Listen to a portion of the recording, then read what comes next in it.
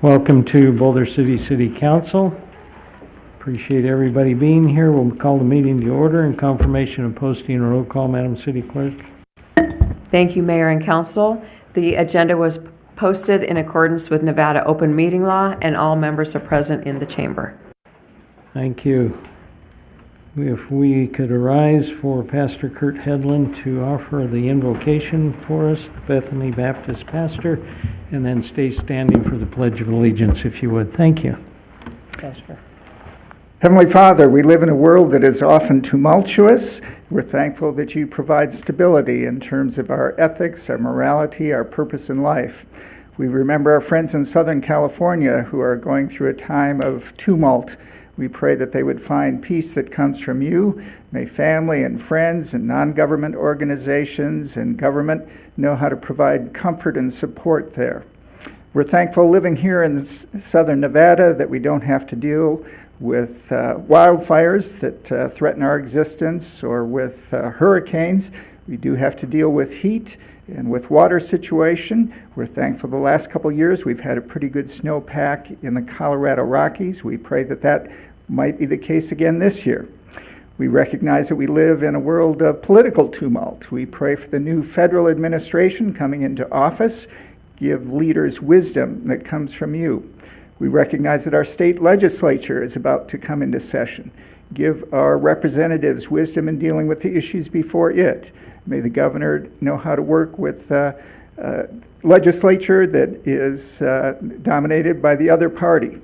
And we pray for our own local city council. Give them wisdom as they deal with the issues before us tonight.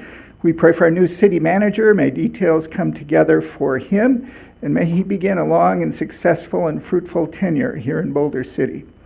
Guide the deliberations tonight. I pray in Jesus' name, amen. Amen. Thank you, Pastor. We can offer the Pledge of Allegiance all together. I pledge allegiance to the flag of the United States of America and to the republic for which it stands, one nation, under God, indivisible, with liberty and justice for all.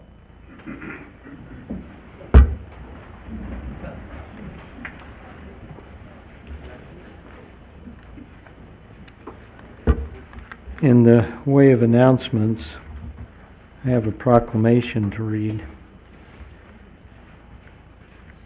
Whereas Ann Inman began her distinguished service to the community on May 2nd, 2013, when she was hired as a full-time animal control officer and has been an invaluable asset to the city ever since. And just in case she snuck in, I don't see her, but we will go along with the proclamation. Whereas in her role as animal control officer, Ann worked tirelessly alongside a part-time kennel worker to ensure the safety and well-being of the animals in her care, demonstrating dedication and compassion for all animals she encountered. And whereas Ann was promoted to the role of animal control supervisor in June of 2015, where she continued her exemplary service to both animals and the community. And whereas Ann's leadership, the shelter made a remarkable transformation, turning from a kill shelter into a no-kill shelter, saving countless animal lives and ensuring a safer, more humane environment for all creatures entrusted to its care. And whereas in 2017, Ann further expanded the animal control team with the hiring of another animal control officer, further solidifying her vision of a comprehensive and supportive system for both animals and citizens. Whereas Ann consistently devoted countless hours to improving the culture of the shelter, enhancing operational efficiencies, and fostering a compassionate and caring environment for all animals, staff, and visitors, and alike. And whereas Ann Inamnet has fostered strong and lasting connections with citizens within and beyond the city, earning widespread admiration and respect from both local and external supporters of the shelter's mission, whereas Ann's unwavering dedication, and exemplary service to the city of Boulder City will be profoundly missed upon her retirement January 2nd, 2025. Now therefore, we, the City Council of Boulder City, Nevada, do hereby recognize and commend Ann Inamnet for her exceptional service, tireless efforts, and lifelong commitment to animal welfare and betterment of our community. Her dedication will not be forgotten, and her legacy and compassion and service will continue to inspire us all. In witness thereof, I have hereto unto set my hand, cause the seal of the city of Boulder City, Nevada, to be affixed to this 14th day of January 2025. Joe Hardy, Mayor. I hope if she's watching, she'll at least hear our applause.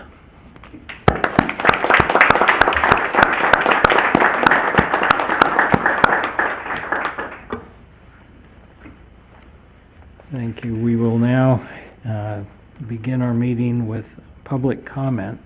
So anyone who wishes to make public comment, is there anyone on the phone line, Madam City Clerk? Any written public comment? So if not, we will open public comment here at the podium. If you can call in at 702-589-9629 if you want to call in. And we'll wait a bit. If no one comes up, we'll wait a little bit for 702-789-9629.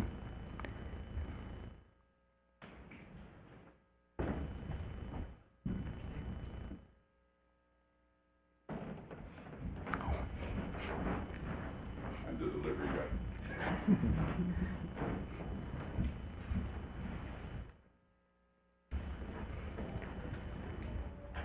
See no one on the phone, no written, and no one coming forward. We will close the first public comment, and we'll hear approval motion for the regular agenda and any changes, Madam City Clerk. Yes, staff is requesting on the regular agenda that item number 24 be considered before item number 16 under regular business. I would accept a motion to accept that. I'll make a motion to approve the regular agenda with the exception of moving item 24 to just before item 16. I'll second. All those in favor, say aye. Aye. Any opposed? No. Thank you. Unanimous. And then I would accept a motion to approve the consent agenda. Move to approve the consent agenda. Second. And all those in favor say aye. Aye. Any opposed? Thank you. We will now move to the regular agenda, and we have a presentation with the Audit Committee. Ms. Sneed? Good evening, Mayor and Council. I'm Cynthia Sneed, your Finance Director. This item is related to the annual audit that we go through every year. First of all, I want to thank the auditors and our staff for this process. It was, it's a big, huge project. So just a couple quick comments before I turn it over to Councilmember Jorgensen.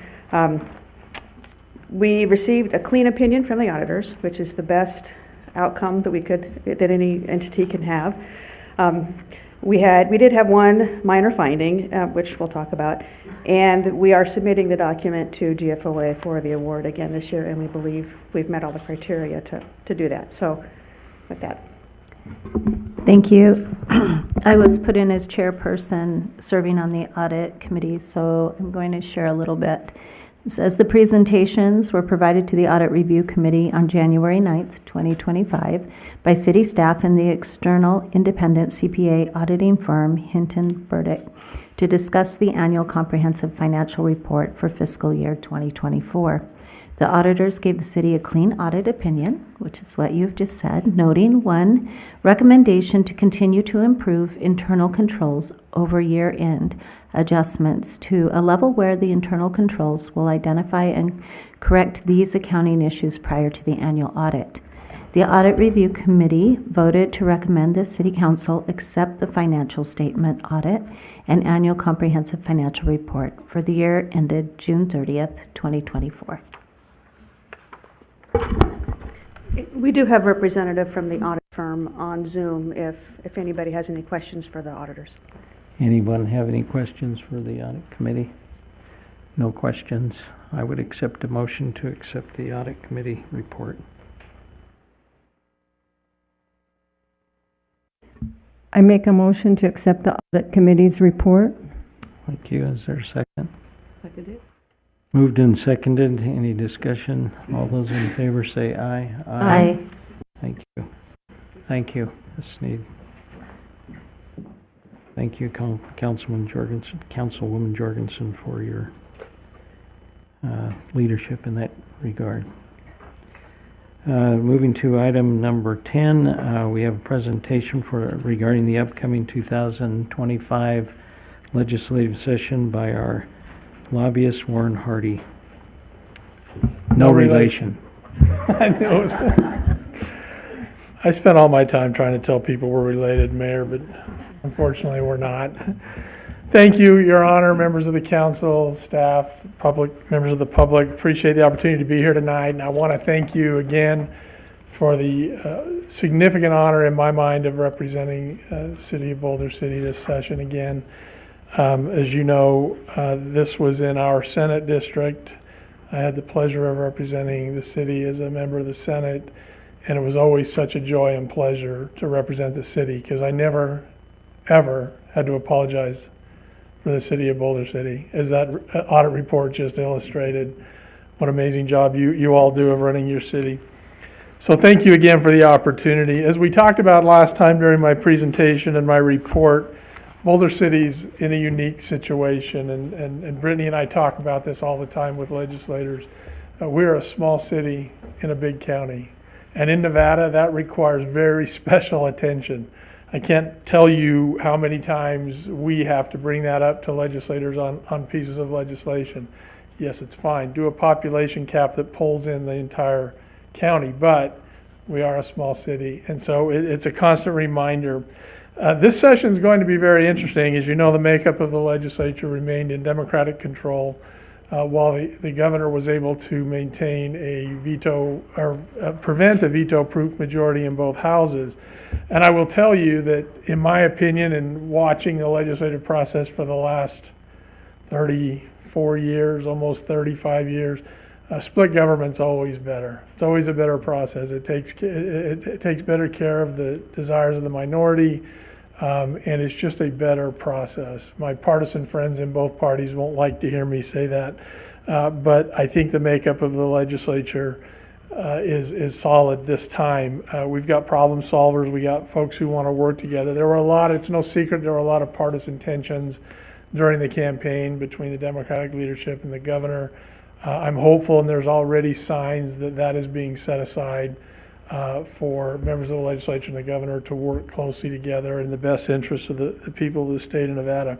There's a number of vetoes from last session that I have no indication are going to be addressed. I've heard that there will be some reintroduced for full hearings, but as far as I know, or as far as I've heard, there's nothing that they're going to attempt to override the governor's veto. Still an eternity between now and the beginning of session, but that's always a good sign in terms of the partisanship and nonpartisanship and working together.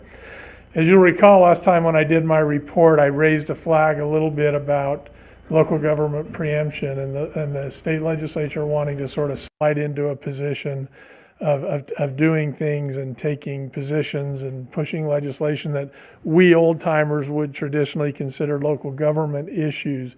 I'm a little bit alarmed at the number of bill drafts I'm able to find, and I'm actually have my son, who is my staff, preparing a report on the number of bills that have some level of local government, either city or county preemption, meaning that the legislature wants to have authority there. Now, I will preface that by saying we're not a home rule state. We're a Dillon's rule state. The legislature ultimately does have ultimate authority over what we can do as local governments. But over the years, as a state, we've reached a pretty good place, and we will continue to advocate for the issues of government being resolved at the level of government closest to the people. That's always been my personal philosophy. I know that's always been Mayor Hardy's personal philosophy, and we will continue to ring that bell. There is some good news.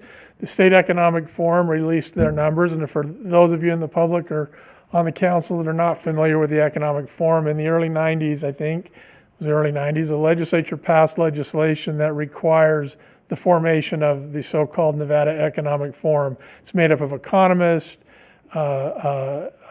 fiscal and economic experts, and the legislature is required to follow their recommendation in terms of how much money will be available over the next triennium. There are two reports that are issued. One is in the first part of November, and that is the Economic Forum that number is what the governor is required to build his budget around. There is a second Economic Forum which will meet in May of the legislative year, which will give a report to the legislature reanalyzing how much money is available. And that's the number that the final budget has to be based on. There was a lot of concern because one of the things we did in the state, and you can have your philosophical opinions about whether it was a good idea or not, we spent a lot of COVID money on ongoing projects and funded raises and other things. So there was a lot of concern that this might be a very, very tough fiscal session. The good news is, and I should have looked the number up, I apologize, but the Economic Forum came back with something in the area of $287 million above what was spent last triennium. So that's good news. That's going to relieve some of the pressure on one hand. On the other hand, the legislature will be very actively involved in deciding how to spend that money. I remember when I first started my career, we don't so much talk about it anymore, but we used to at the end of session have conversations about the so-called one-shot money to spend the excess in the budget. A number of years ago, the legislature implemented the rainy day fund, which a good portion of that goes to now. But there's always a conversation and a battle about how that money should be spent. The governor's really put his flag in the ground for fiscal responsibility. I think you have Democratic leadership that also believes in fiscal responsibility, but there'll be a lot of pressure to spend those dollars, and so I anticipate a lot of discussion. With regard to general, if I kind of get my arms around bill draft requests and try to judge what the emphasis of the session will be based on the number of bill draft requests and the number of conversations that I have with legislators and others, the following are the issues that are most broadly brought up. One is AI, artificial intelligence. You talk about plowing new ground. Who thought of AI 4 years ago and what the implications of that were? I mean, it was sort of a futuristic thing. And so there are a number of things. The Secretary of State is proposing legislation to make usage of AI illegal in political campaigns. There is a new Democratic legislator who has introduced legislation dealing with artificial intelligence in the production of pornography. So there's a lot of broad concepts and ideas. The thing I'll tell you, we really don't have much idea. I suspect someday we're going to have a special session dealing with an AI issue. But I know the legislators I've spoken to are very concerned about personal privacy and making sure that everybody's personal privacy is not invaded by AI. Affordable housing/housing. I'm not even calling it affordable housing anymore because it's just housing. There's going to be some difference between Democrats and Republicans on this issue. There's already two pieces of legislation introduced, one dealing with rent control for seniors and the other one dealing with limiting the ability of corporate entities to acquire housing. Healthcare, there seems to be a little bit more consensus on, although the Democrats have legislation to cap pharmaceutical costs, which Republicans are unlikely to go along with. But both sides have talked about Medicare reimbursements and interstate compacts to be able to attract doctors. No secret on the film tax credit. It remains to see which of the two proposals will come forward, although I think one of the proposals dropped out recently, lost their partnership, and right now I believe it's Sony and Howard Hughes Corporation that are driving that. Still a lot of questions about what the governor will or will not support. A lot of conversations from legislators about whether or not film tax credits are the best way to spend what tax credits we have available. One that's very interesting to me, which I don't want to say it came out of nowhere, but animal cruelty. There's a number of pieces of legislation regarding animal cruelty. And it's very interesting. I was in a forum that one of my clients sponsored last week that had all the mayors from Las Vegas, not all the mayor, not the most important mayor, but the 5 large cities. And new mayor, Shelley Berkeley, suggested animal advocacy and animal health as one of her priorities. So that may have something to do with it, but there are a number of bills.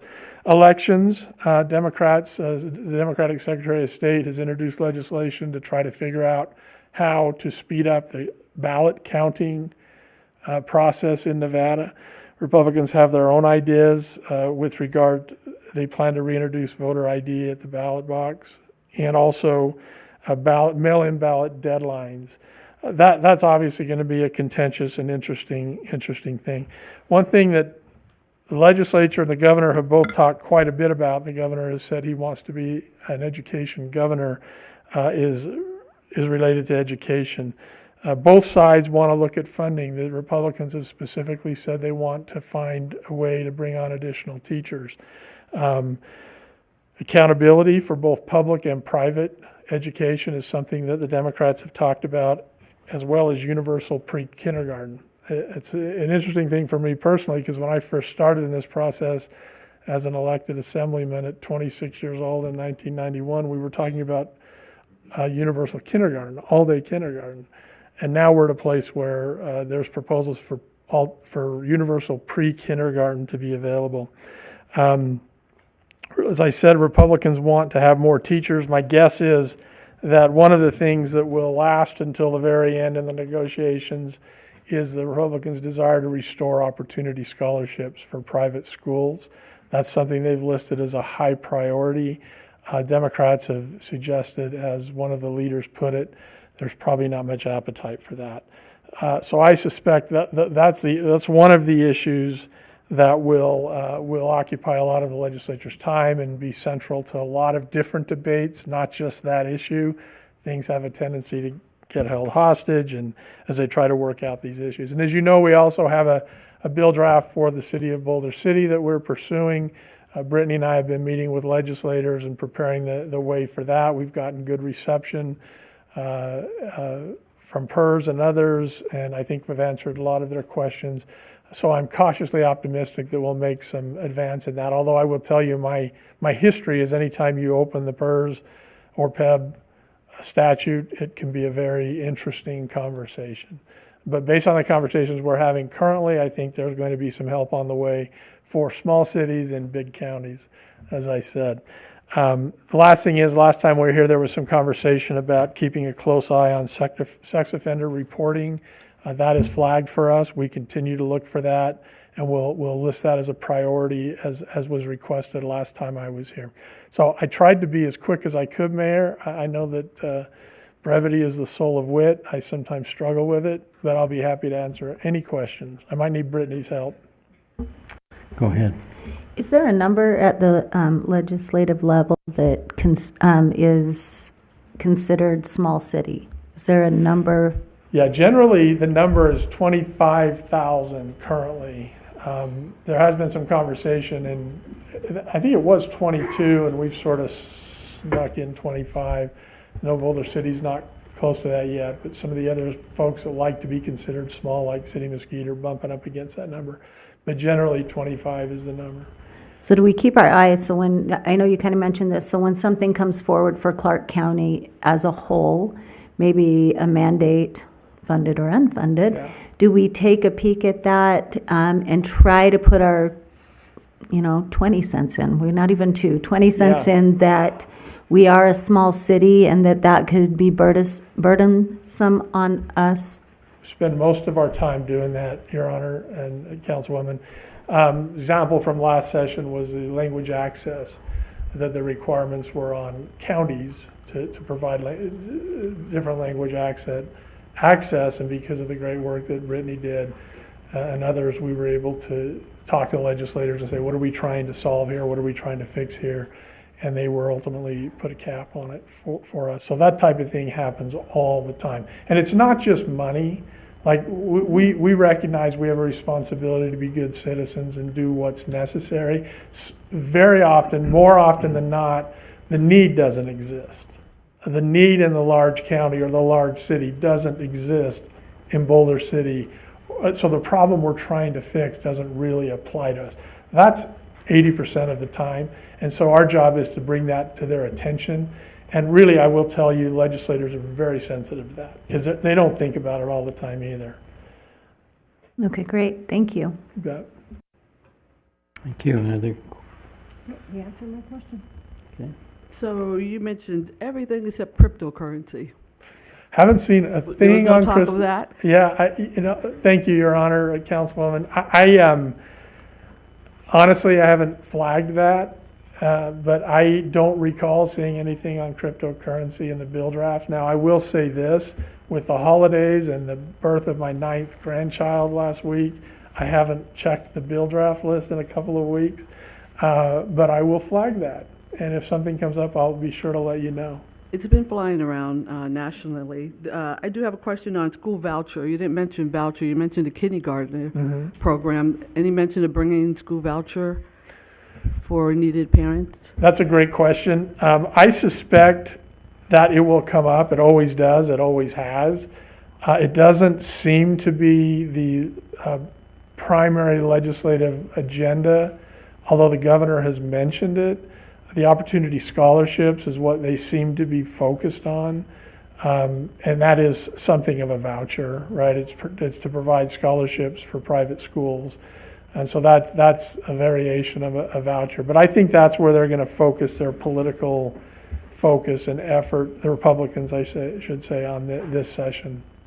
Okay, and the last question I had or comment was on the military. Anything on, I attended the summit this past weekend, and they talked about that there was going to be a lot of legislation to come through for veterans. Anything that you see on the front for that? There is. Thank you for that. There is a bill, and I don't off the top of my head remember. I'll have to get the language to Brittany to provide to you. But there's actually a bill on the military that has been requested by the interim committee on government affairs. And I don't remember the subject matter. I really apologize again. That's not something, military is not something we traditionally flag or look closely at as local governments. But there is, I am aware of that bill, and I think there are others. I will put that together and get you a report. And I should mention this, Brittany will start receiving, I'm actually a little late for the aforementioned reasons, but Brittany will be receiving a weekly, at least a weekly. It could morph into daily report as bills are introduced, send them to her. She tracks them herself as well. We want 10 sets of eyes on this to make sure we don't miss anything. And I will make that offer to the council members if they want to receive that bill draft list individually, that I'll provide that to you as well. And I'm available literally 24/7 if something comes up or there's a question you have or something has caught your eye, whether it relates to the city or something else you're interested in. I'm there full time. I might as well do something. So I'm happy to answer those questions. But I'll provide you with a breakout of the military bills. I appreciate it. Thank you. My pleasure. With that said, what's your phone number? 702-408-6666. I know. I got it over the counter. It's brought me nothing but good luck. Had it for 15 years. It's one extra 6. I'll tell you a very quick, funny story, Mayor. I know I don't want to take too much time, but during the COVID session, we weren't able to go in person, so legislators would identify the callers by the last 3 digits. And so they would say, would caller with the last 3 digits, 1, 2, 3, please proceed. So when I spoke, it was the caller with the last 3 digits, 666. And the first time that happened, Chairman Flores, who chairs the Government Affairs Committee, said, well, at first I thought it was Satan, but now I realize it's much worse. And so he gave me the name El Diablo, and I have been known as El Diablo. I don't know how I feel about that. I think you could be called worse things as a lobbyist, where most of the time we have to kill bills, but your lobbyist is El Diablo, Your Honor. I don't know what to do. That is in the minutes then. I'll pray for Well, you. you're now in on the joke. It's 1 extra 6. Thank you. Any other comments or questions? Again, Thank thank you. you for the opportunity to represent. Appreciate the you city. coming. You don't have to stay for the whole meeting, sir, if you don't want to. You may. He's been known for good judgment. That brings us to item number 11, an introduction. Introduce bill number 2068. I move to introduce bill number 2068, waive the reading except for title. Thank you. Bill number 2068. An ordinance of the City of Boulder City, Nevada, approving agreement number 25-2112 between the City of Boulder City and the Board of Regents of the Nevada System of Higher Education to authorize the conveyance of real property consisting of 0.65 acres located at approximately 1502 Buchanan Boulevard from the City of Boulder City to the Board of Regents of Nevada System of Higher Education for a public purpose without charge. Thank you. And then on item number 12. Mr. Mayor, I'll introduce Bill 2069, waive the reading except for title. Thank you. Bill number 2069, an ordinance of the City of Boulder City, Nevada, approving agreement number 00-618C, amending the amended restated lease agreement between the City of Boulder City and Boulder Rifle and Pistol Club to allow the lease to be extended an additional 20-year period with one additional 20-year renewal period if and only if the lease is assigned to a 501c3 not-for-profit entity. Thank you. Item 13.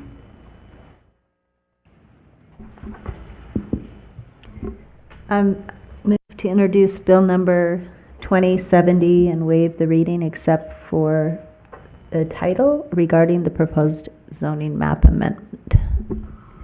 Thank you. Bill number 2070, an ordinance of the City of Boulder City, Nevada to amend the zoning map to assign a zoning district for approximately 4.04 acres located west of US 95, south of Spring Canyon Road, east of Droneport Avenue, and north of Black Hills Drive, as described as north half of the southwest fourth of the northeast fourth of the northwest fourth of Section 26, Township 23 South, Range 63 East, MDM, APN 189-26-101-005 to CM Commercial Manufacturing, AM 24-376. Thank you. And then item 14. Introduce bill number 2071 and waive reading except for title. Thank you. Bill number 2071, an ordinance of the City of Boulder City, Nevada, approving agreement number 22-1999B, amendment number 2 for the grant of easement and lease agreement between the City of Boulder City and Southern Nevada Water Authority for the development of an electrical switchyard and transmission facilities to include additional easement area for transmission facilities. And item 15. I will introduce Bill 2072 and waive the reading except for title. Bill number 2072, an ordinance of the City of Boulder City, Nevada, approving agreement number 25-2113 between the City of Boulder City and the Boulder City Chamber of Commerce Foundation, Inc., to authorize the conveyance of a 50-foot by 50-foot vacant parcel of real property consisting of 2,500 square feet located at approximately 98 Nevada Way from the City of Boulder City to the Chamber of Commerce Foundation, Inc., for a civic or charitable purpose without consideration. All of these bills will be considered at the January 28th, 2025 regular City Council meeting. Thank you, Madam City Clerk. And that brings us to the regular business, and we'll move to item number 24 before item number 16.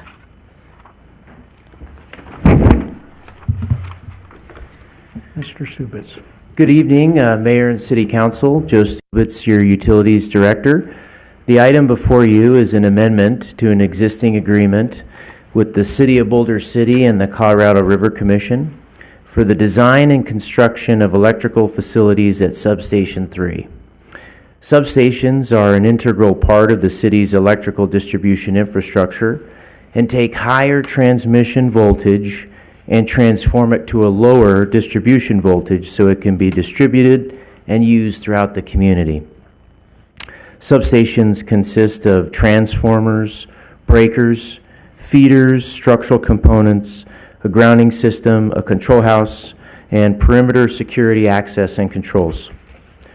The city's preliminary engineering cost estimate of $4.5 million for this project was derived from recent feeder upgrade projects, which contain only one component of what makes up a substation. Due to this fact, the initial engineering estimates had a low degree of certainty until accurate pricing data could be gathered from the additional design and components needed.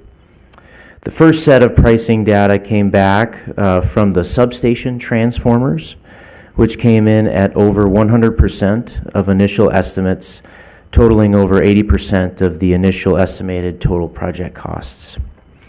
With accurate pricing data and recent substation design and construction completion, the Colorado River Commission has developed new estimated project costs to complete the project. Lead times for the manufacturing of electrical equipment has also increased, necessitating the scheduled completion date to be extended. The new estimated project costs for the complete rebuild of Substation 3 is now $10,850,000 with a completion date of March 1st, 2028. The rebuild of this substation is an integral part of the city's distribution voltage conversion from 4 kV to 12.5 kV and will take all the loads of the existing substation along with the existing loads at Substation 2, which is at the intersection of Adams and Avenue B. The total costs to complete this project are within the existing utility rate study and do not currently impact utility rates. Scope was reduced for the rebuilding of additional substations to maintain cost neutrality with the current utility rate study. A new rate study will be needed for fiscal years 2027 and beyond. I understand the sensitivity to maintain reliable utility infrastructure in an economically sound manner. All efforts will be utilized to minimize the impact to the ratepayers as we continue to invest in our municipal utilities. I stand for any questions, along with Shay Polkowski, the Assistant Director of Engineering and Operations for the Colorado River Commission.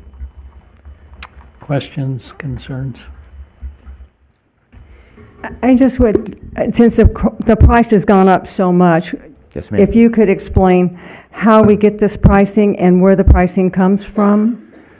So the initial pricing that we developed was based on feeder projects. So a feeder project is basically an extension of conductor with vaults, distribution, transformers, things of that nature. So we had an idea based on recent feeder projects how to apply, what our best guess would be for a substation. The estimates we had for substation transformers were around the $1 million range.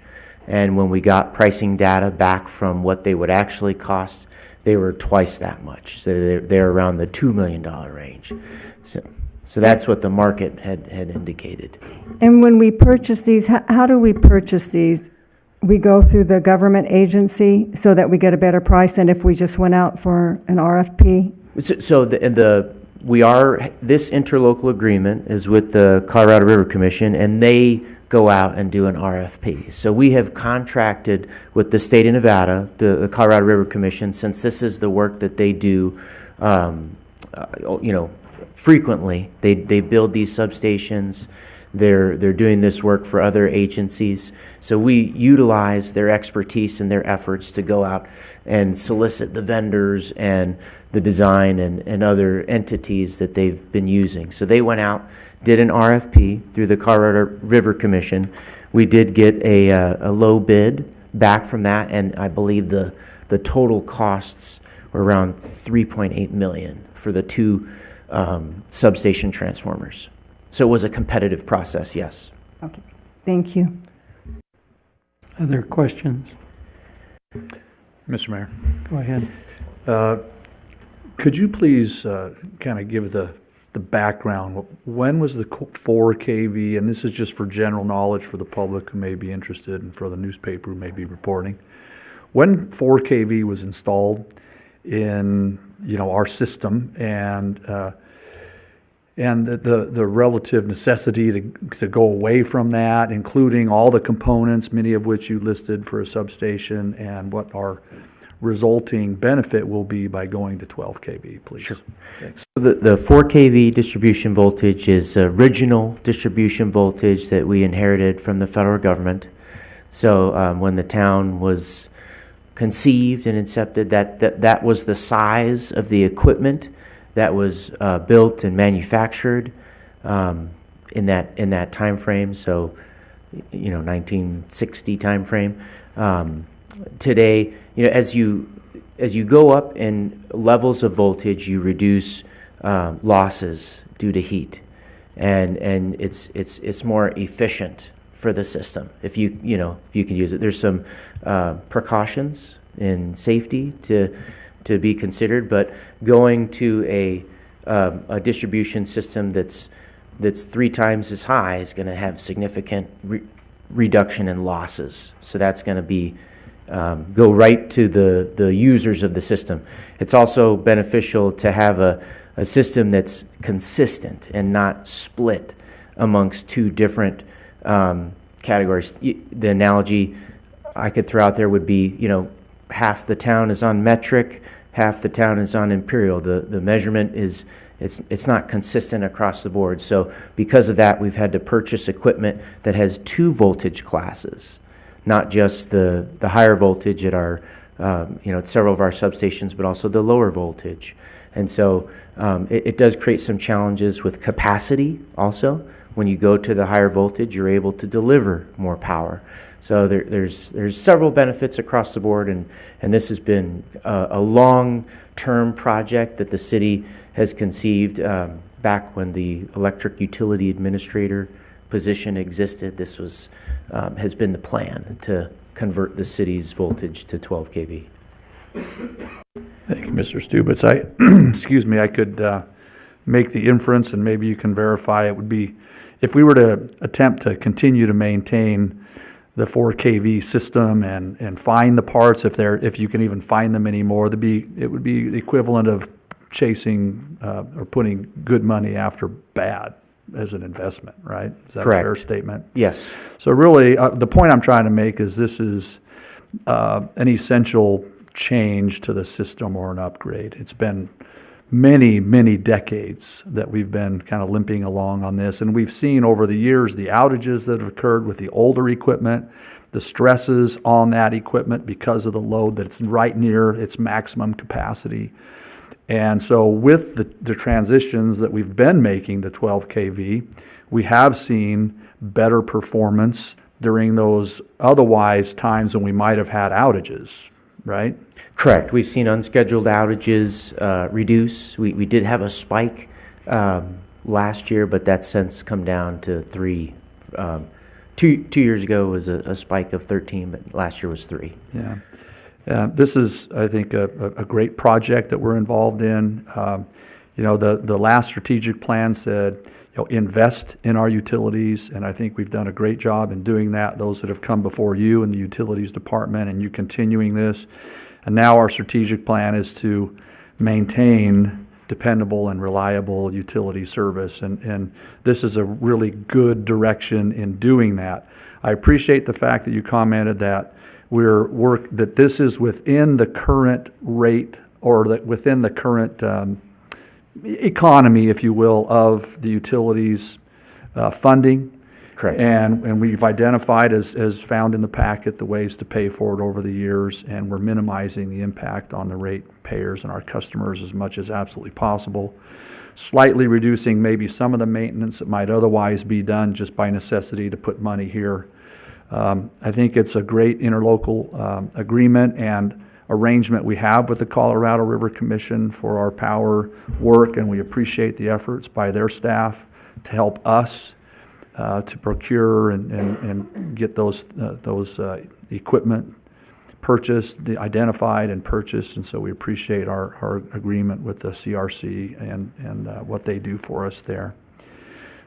So I appreciate your explanations, Mr. Stubitz, and the project moving forward. So thank you, Mr. Mayor. Thank you. Go ahead. You mentioned that this equipment is more efficient. Does that efficiency equate dollars for us, the citizens, as far as power usage? Overall in the system, yes, there's going to be less losses. So when you have less losses on the system, more of the product can be delivered to the end user. So there's a little bit of a delta between the purchase power that we have and then what gets metered and actually delivered to the customer. And we all pay for that as a utility customer. So yes, that will be reduced and that will get to the end user. Thank you. Important to recognize, I think, that it's been talked even nationally that there's an aging infrastructure in our country, even as far as electrical goes. And if something's 60 years old, I think we could possibly call it aging or close to it. Sorry, unless it's a person, just the infrastructure. So I feel like it is always better to prevent than to try to, especially in a city where we're pay-as-you-go, right? Especially with something at this level, the cost that it is. This isn't a small cost to be able to prepare for something like this so that we're able to provide hopefully something for another 60 years. So thank you very much for bringing this forward. And you said it's an extra year for timeline? We had estimated the project initially to be completed in June of 2025. Ooh, it's 3. So it's an extra three years. All right. I mean, it's going to be done really well. Yep. Thank you. Got it. Thank you. Councilwoman. Thank you for the report.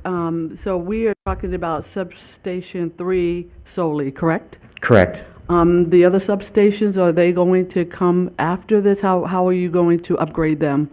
So initially, we were going to upgrade several substations, but with the economic conditions that we face and what, we've had to reduce the scope.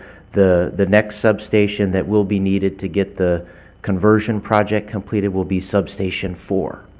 And so that project will need to be evaluated in the context of a future rate study with the rest of the capital improvement projects that exist, and then we'll have to make some decisions on, okay, what is it next for us to do?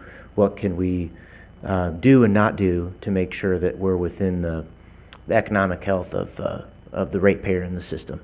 So you were talking about a split system. If you have one that's up and running and it's running well with the new technology, how does that fare for the others, and does that impact certain parts of the city by the others not being on the same par as Substation 3? So the customers see no change. At the end of the line, they're getting their power. They don't have any indication as if it's from 4 kV or 12.5 kV. That's upstream of that on the system. We won't decommission the 4 kV substations until the new substations are built and all the circuit ties are cut over. And so then what we'll do is out in the system, we'll make connection changes, from the dual-rated voltage transformers. And then the system essentially will be all 12.5 kV. Then we can surgically decommission the smaller voltage substations, auction off the equipment, and decide what to do with the space. Okay, so the overall process is what, 10 years? With the current lead time, saying about, unless we do substation 4 concurrently with substation 3, it would be in that 6 to 10 year range, yes. Okay. And that's if prices come down, you could do that? If lead times and manufacturing come down, because not only have prices doubled, but the manufacturing lead times have doubled. So you have to put in orders, and thankfully, one of the key components that the Colorado River Commission negotiated with our substation transformer agreement was no escalation in price. So that was a key element that they were able to negotiate. We were really happy to receive that, especially in today's economic climate. Thank you. Thank you for your diligence. We look forward to having better power and electricity. All right, my pleasure. Thank you. I do have to recognize the shyness of Councilman Walton, because as I recall, he's still on the Colorado River Commission. Yeah, and I Anyway. hope there was no disclosure required. I am serving there, and hence I have a front row seat to participate not only in the approval of items like this through the Colorado River Commission, but to work closely with the staff there and to understand the scope of our benefit from participating with the Colorado River Commission, and how Boulder City really is a participant and a beneficiary, whichever term it is, of the efforts through the Colorado River Commission and their staff. And this is really a good opportunity. Even though the price is way beyond what we expected, I mean, I think we've all found that over the last few years. Price hikes have snuck up on us beyond what we ever could have imagined, and this is a good example of that. But I think Mr. Stubitz did a really good job of explaining how we're going to adapt to that and how we're looking out to the future and the rate studies that are coming. I mean, the reality of some of this, is that on schedule we'll have another rate study, and hopefully we'll stay as close as we possibly can to where we're at. But I think the reality is that is yet to be seen. So, thanks, Mr. Mayor. As a simple observation, technology increases. My LED light bulb is quite frankly better than my incandescent bulb, and costs more.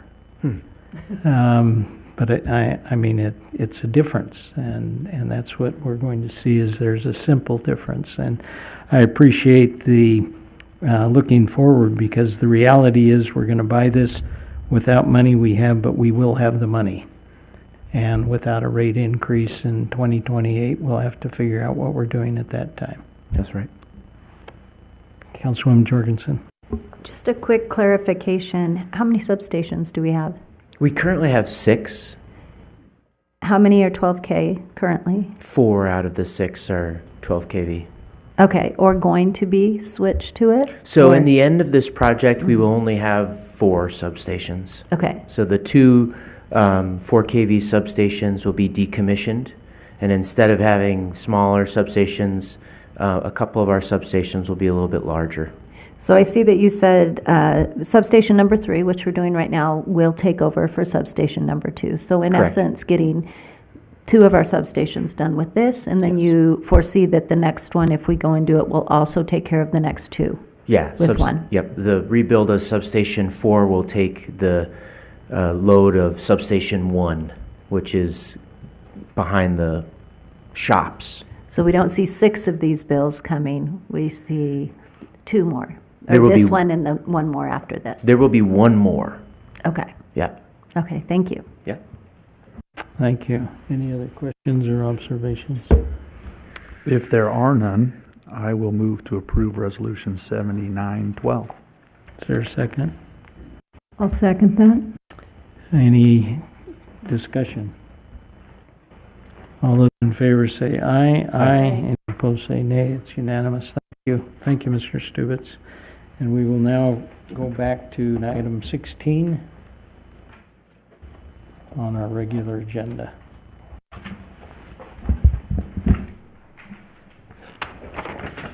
Mayor and City Council, item 16 is an employment agreement with City Manager candidate Ned Thomas. As you recall, a contingent offer was made by City Council previously to Mr. Thomas in the amount of $200,000, and the draft contract was sent to Mr. Thomas for his review and revision. Mr. Thomas has proposed some revisions to his contract, which have been summarized in the staff report.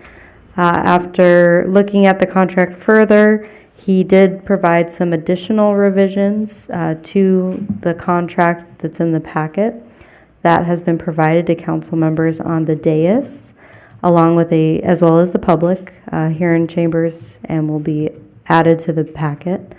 There's a handout that has a summary of the changes and then a red line.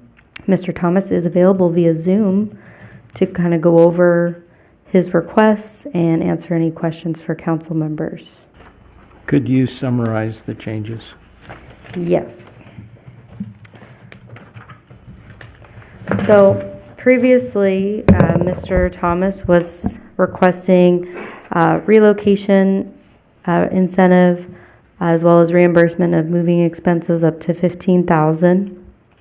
The changes, instead of having a relocation incentive, Mr. Thomas is proposing a retention bonus of $10,000 payable by the city after he has completed 2 years of service. So previously he had a repayment provision. If he stayed for 1 year, it was forgiven. So he's proposing instead, if I stay for 2 years, then the relocation incentive would be provided at that time.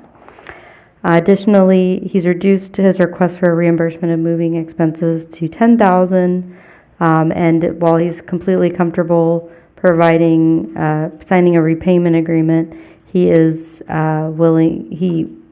Of course, it would be a repayment agreement, not a loan. So just if he leaves within 12 months, he would have the obligation to repay that, of course. Then under there was previously a request for an additional leave bank.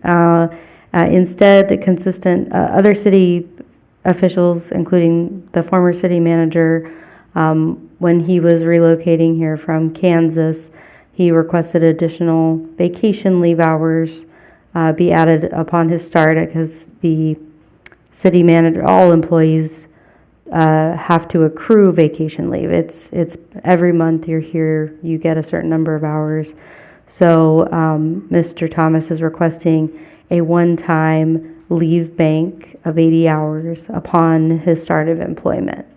And then after that, he would accrue on the same terms as the other department heads.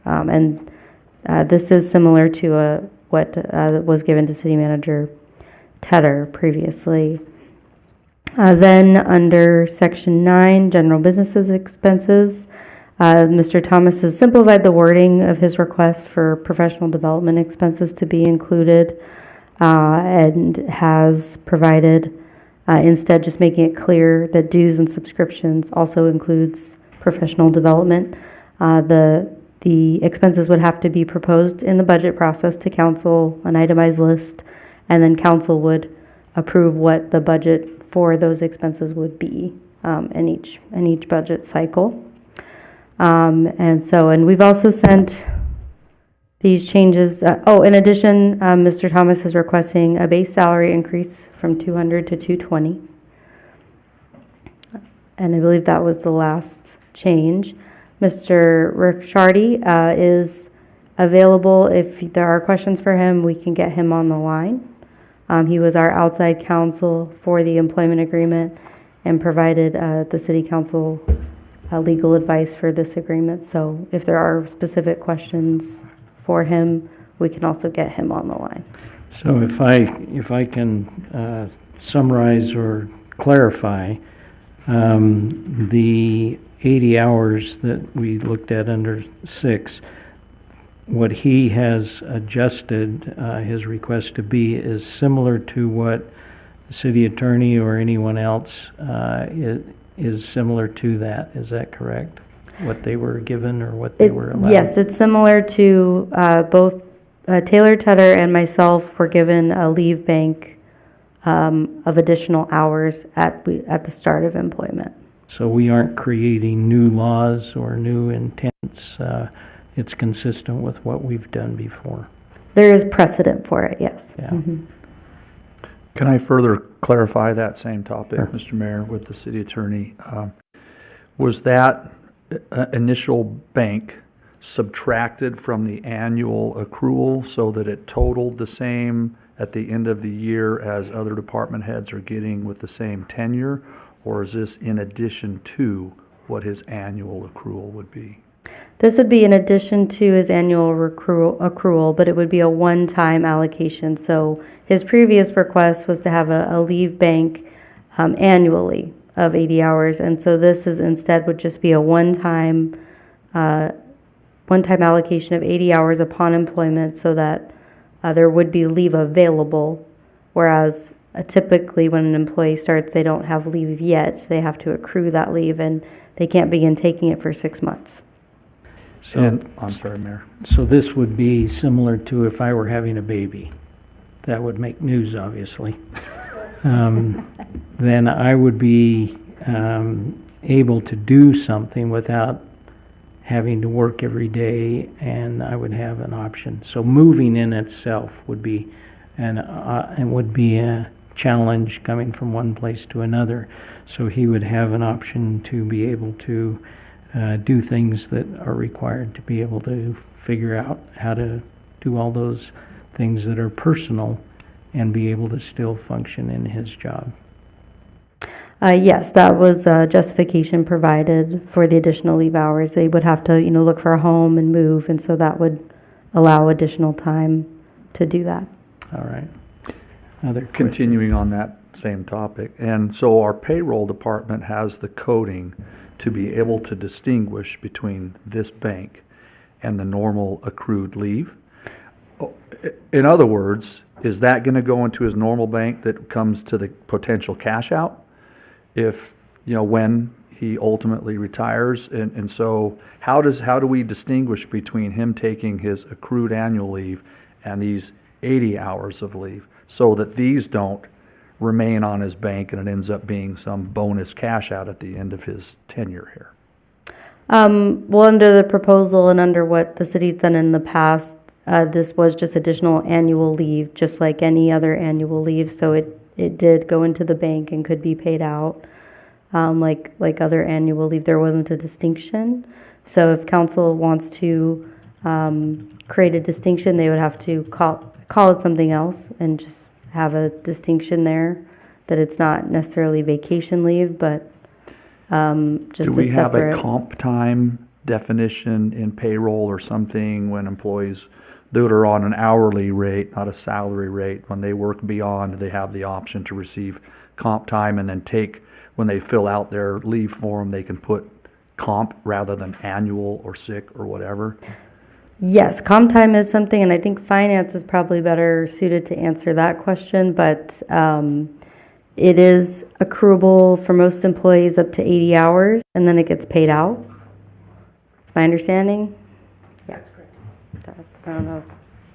Can you go into greater detail, please? Certainly. So to answer your first question, I would envision that the vacation bank is just generic vacation bank, not separately tracked for that 80 hours. That's how I'm sure it's been done in the past. For the comp time question, yes, we do, of course, because we have so many non-exempt employees, we do have a comp time bank that the employee would designate that they're going to use the comp time for paid leave when the time comes. And how long do employees have to carry their comp time balance? There's a maximum, and I believe it's 80 hours, that's the cap. So when we get to the end of the year, anything over the 80 hours, we pay out in cash.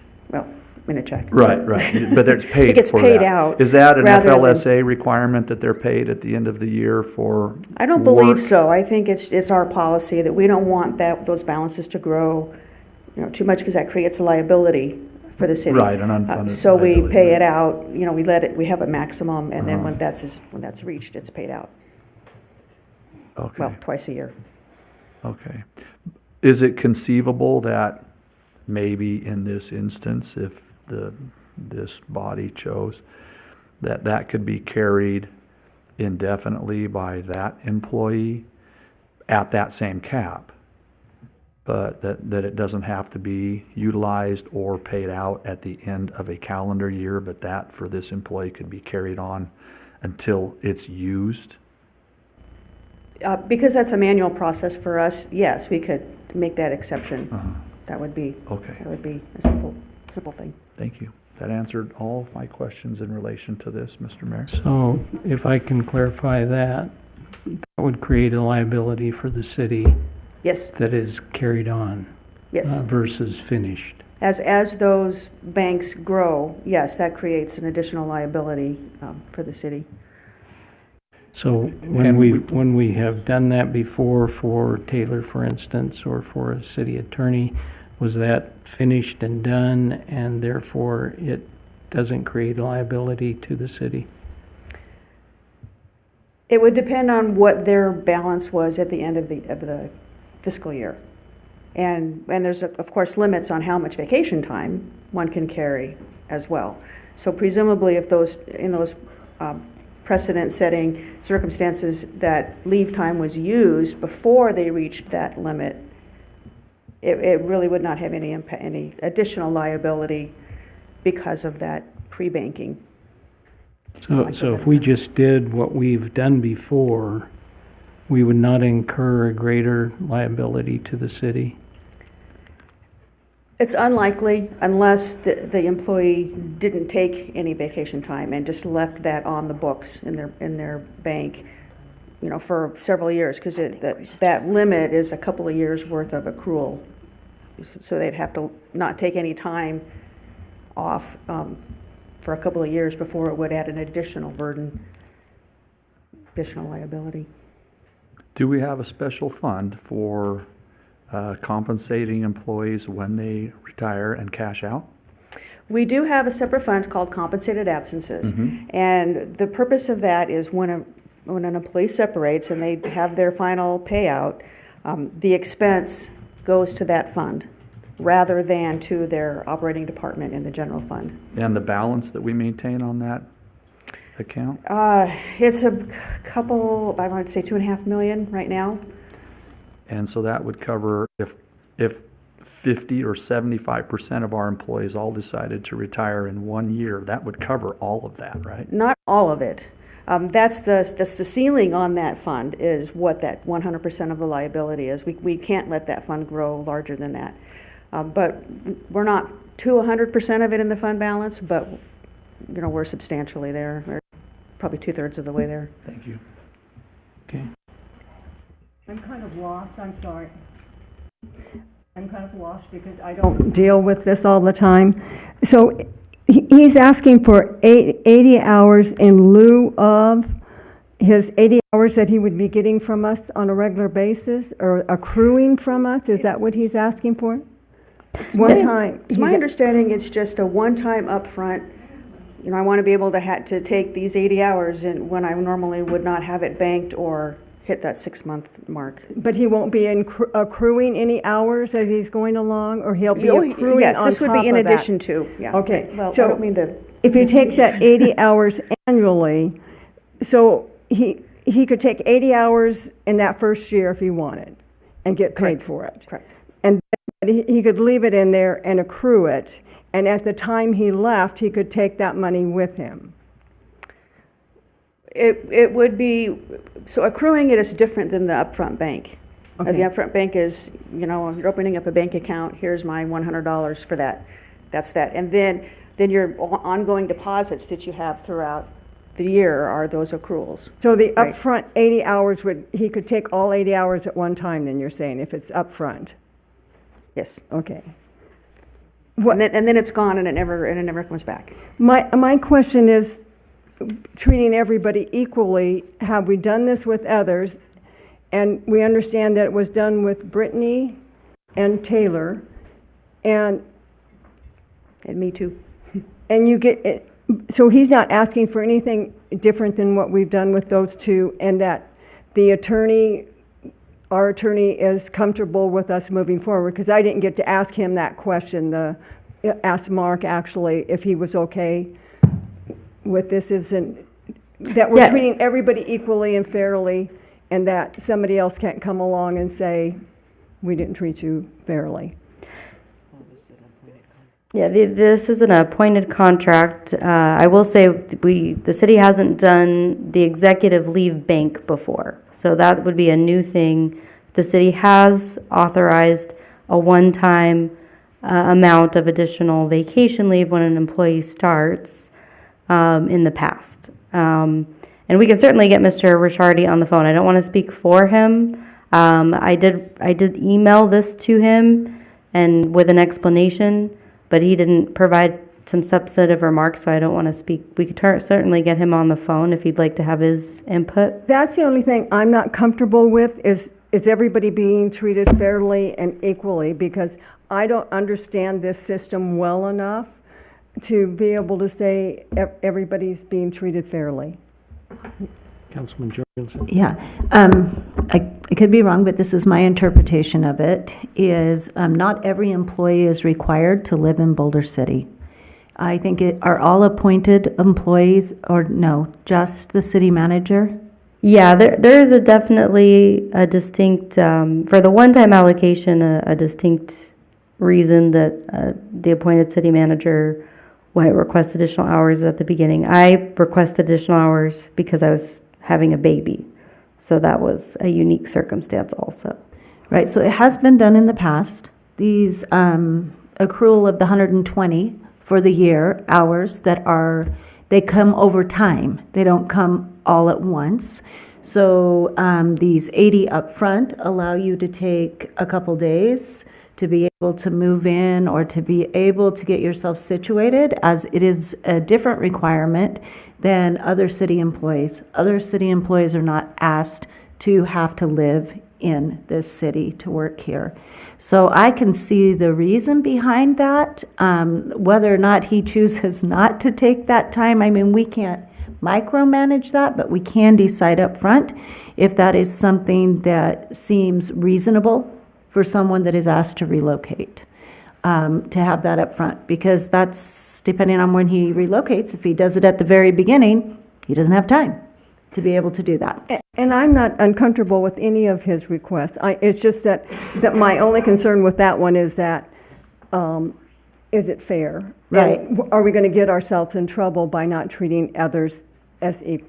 Right, and I So- see, and that's what I was saying, is I see that, and I see that where the inequality comes in is the requirement to live here. And so that's where a little bit, maybe some of that exception comes, even though it's been given and precedence has been set prior to this. So, I mean, I feel like this isn't something brand new that we're offering. This isn't in essence, and it's not, the reason behind it, I can understand. I remember having my first baby, and I just got on with the school district. I went and taught on Friday, had her on Sunday, and went back a week later because I had nothing. So I can. Well, we hope he's not going to have a child. Yes. Well, he'll have 80 hours. That's all he'll have if we offer it. So I can see some of the reasoning behind special circumstances of what we're asking him to do. As long as we're comfortable, we're legally fine. I'm good with it, to be honest with you. And mine was just simply a legal question, so. Good one. So I have a question. What's the worst-case scenario? Obviously, he's asking for this because he needs it. Normally, I guess in a job, you have travel time. If you're coming in from somewhere, military does that all the time. You're moving from one base to the other. You get time, you get pay, a certain, like a block. And that sounds like what this is. It's just called comp. I guess 80% of it's comp, and then the other 80 is vacation. But what's the worst-case scenario? He is suggesting, he's asking for something that most people normally get when they're moving, but it's just called something different, travel pay, moving pay, but you get it. Is this above and beyond that, and what's the worst-case scenario? The additional leave, I mean, would be he could use it for any purpose. Again, it's justification has been provided, which Ned is on the line if you'd like to hear more about his justification for Good. the request. I'd like to hear his purpose for asking for it. That would be great. Okay. Hello, Hi, everyone. Ned. Good evening. Go ahead. I apologize for not, I always wear a tie to council meetings, but I did not have time to run home and put one on, so I apologize for being underdressed. I'm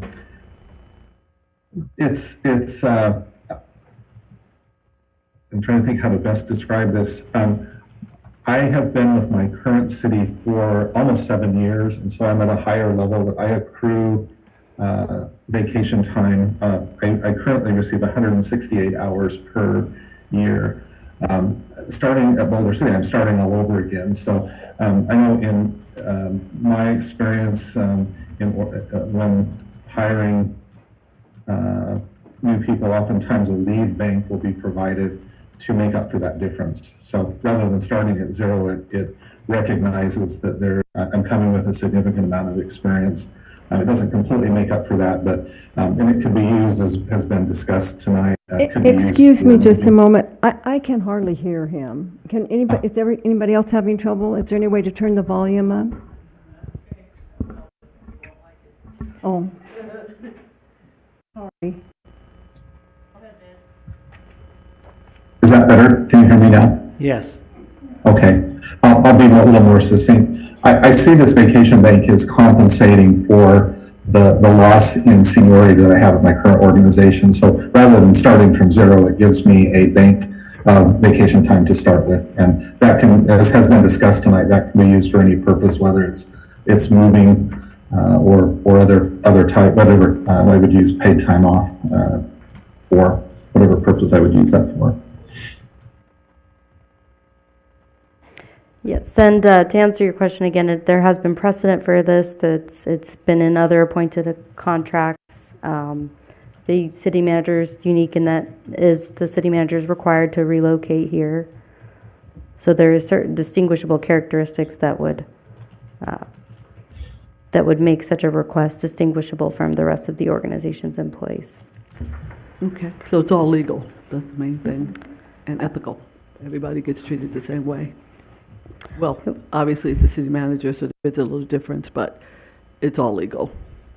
Well, everything's legal. I mean, there's not, it's just whether there would be, but yes, I mean, this additional leave back, there's precedent for it again, and The, additional holiday. I appreciate everybody's input. As I see the newest iteration of what he got back with this, I'm very comfortable with it. This is a justified exception. That is not really an exception because it's been done before, and it's thus fair. And the city manager, by the way, is not an hourly position. I mean, I call the city manager, bless your heart, Michael, on a regular basis when he's quote unquote not on the clock. And so I am not going to apologize calling the city manager if he's not on the clock. For me, there is no clock. And we all are in that way, and we understand that concept. So there is a upfront obligation that Mr. Thomas will have to be here, and to be here effectively and be doing things. And so I am very comfortable with the changes that he made or he's proposing than was the original changes that we looked at, the 80,000, the et cetera, et cetera. And he's probably looking forward to being here too, because he won't have to pay California tax. So, I mean, I think it's a win-win for us. I'm very comfortable with the revisions that he's made and suggested, and I would accept a motion to accept it. I have further questions, please. Okay? I would accept a motion and a second, and then a discussion. I'd like to adopt Resolution 7904 and changes. Is there a second? I'll second that. Moved and seconded, discussion. How much leave do department heads currently receive on an annual basis, graduated, at whatever intervals those are? 120 hours is for the first year, and do you have the? 160 after the first year for 2 to 10, and then 200 after 10 years.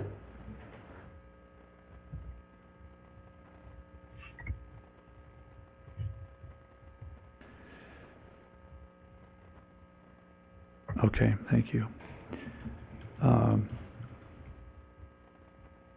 Okay, that answers that question. And so if that motion included everything that we're talking about, then I have other discussion on other items as well. When we're looking at his proposal on professional development, I am a ardent supporter of professional development. And I think particularly for this position, we should encourage that. And Brittany, Ms. City Attorney, can you clarify the budget process? So would he have to submit budget requests for professional development during the budget process for the entire fiscal year that we'd be approving? Yes, the employee is required to provide the itemized list of the expenses during the budget process. We typically do that during the annual review, because that's in March before the budget's approved, and just have a list of our anticipated conferences we're going to attend, our dues, things like that, in that list. So he would be expected then to identify a year, greater than a year out, those professional development opportunities in order to submit a justified budget for them, right? Yes, the contract requires an itemized list. Mhm. Okay. And then as a council, we can determine which ones, based on the itemized list, we feel are beneficial to Boulder City, or those that may not be, and we may not approve those or subtract it from his request or what have you during the budget process. The council certainly has the authority to reduce the overall budget amount based on the itemized list. We don't typically bring an agenda item to approve the list and which charges are we don't seek affirmative approval of the whole list, but we seek approval of the amount and then have an itemized list of what those items are going to be. So if the council doesn't feel that the costs are appropriate, they can say, well, I don't know that this item is relevant, or for whatever reason, and say, so we would not approve this much budget, but we would approve this. I think would really be the process for how it would work. Is Mr. Thomas still on connection? Yeah. Where we can ask questions? Sure. Okay, I'd like that. Mr. Thomas? Hello. Are there particular certifications that you intend to seek during your employment, whether they're time sensitive in the first year or 18 months, 24 months, or they're just general professional development you're referring to? More professional, general professional development. There is an accreditation for city managers that I do not have.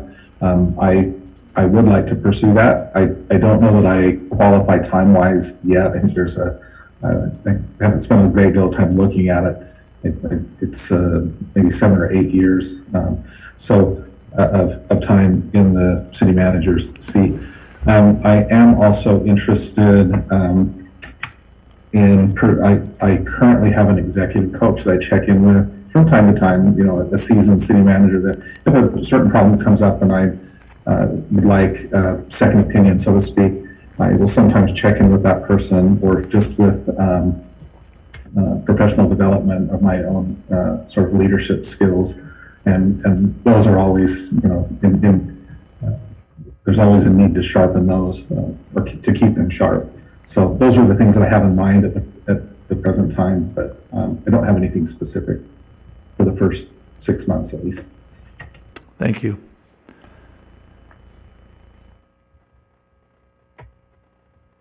Let me continue to peruse and digest some of this, Mr. Mayor, if you would, please. Yeah, while you're thinking, I'll just ask the question, are we not allowed to make a budget amendment? You absolutely are allowed to make a budget amendment. So during the budget process, we'll make a budget, but that doesn't mean that is written in stone because we can change it. Yeah. Thank Yes. you. I mean, Go ahead. I don't know, do you have, okay, just making sure I didn't.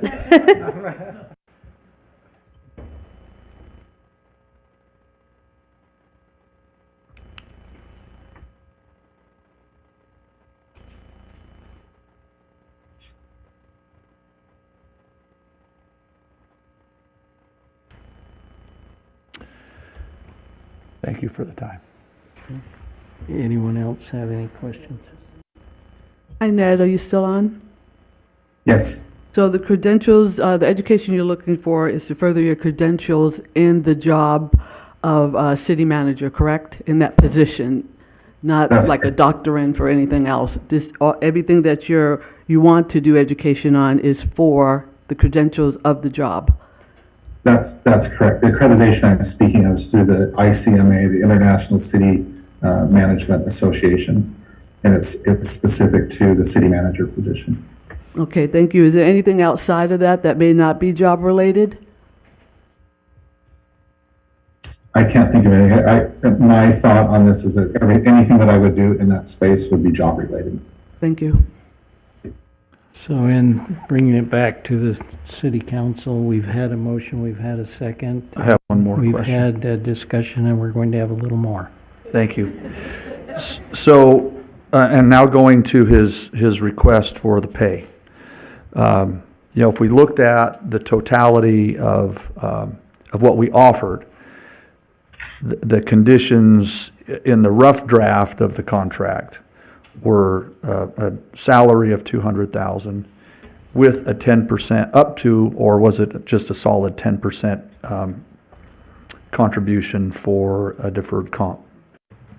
There was no offer for deferred comp in the draft contract. So it was just that straight 200,000 PERS. and deferred comp contribution from the city was not even contemplated in that? No. No, in the original contract with the former city manager, that was not contemplated. The former city manager did request that, and eventually council did ask that for the former city manager, but that was an affirmative request Okay. due to that person's unique needs. And so, given that the city provides PERS, that's not a standard benefit that the city provides. We do offer deferred comp if an employee would like to contribute. 100% employee Yeah, contribution. yes, we don't offer any employer other than PERS, of course, which we pay for. Okay, thank you. Thank you, Mr. Mayor. Thank you. Seeing no other discussion, all those in favor say aye. Aye. Aye. Any opposed? It has been unanimous. Thank you. Thank you, Madam City Attorney, for your help. And with that, we will have a break. Right now. 12 minutes. 12 and a half minutes.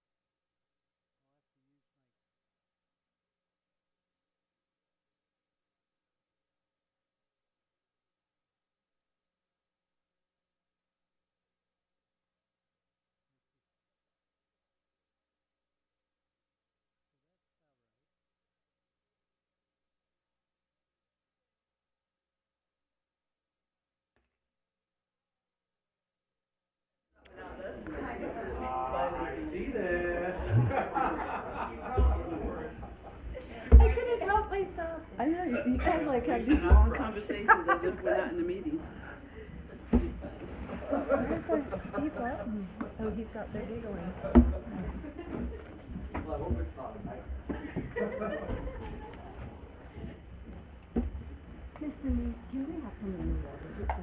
Welcome back. Come back into order. Mr. City Manager. Good evening, Mayor Hardy and members of the city. Good evening, Mayor Hardy and members of the City Council. I'm Michael Mays, your acting city manager and community development director. Next item on the agenda is item 17 and consideration of resolution 7905.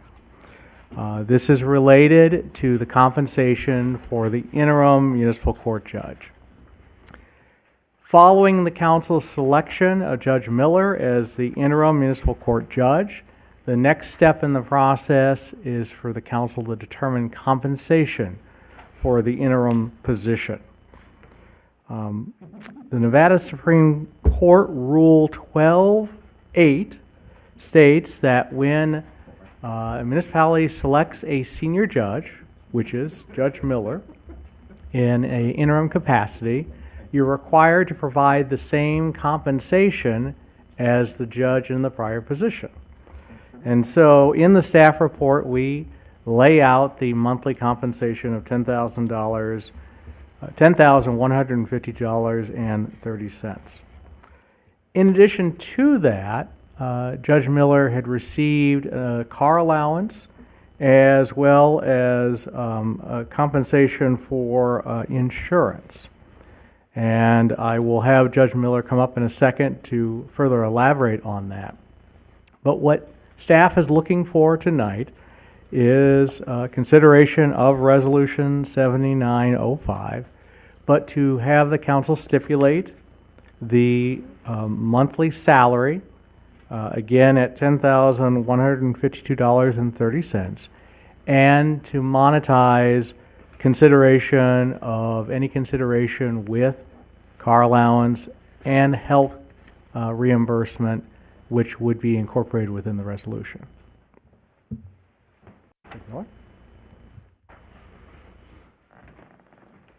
Thank you, Mr. Mays and Mayor and City Council. I think before I begin, I need to state that I'm here not in my official capacity, but I have a pecuniary interest in what we're discussing since it has to do with my pay. So, but yes, as the past judge, to whom I know fairly well, was receiving the salary that you just mentioned, was Mr. Mays just mentioned, as well as a car allowance of $350 per month and a stipend for health insurance, which last was adjusted to $1,050, but in the meantime, the cost of health insurance has gone up, and currently it is for my family would be $1,333.58, and so that would be my request. I don't need.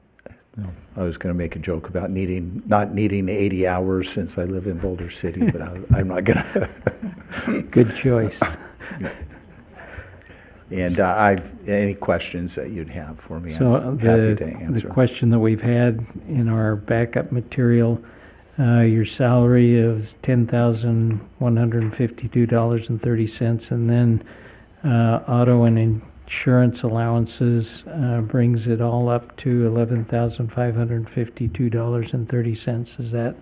I did not do the math, so.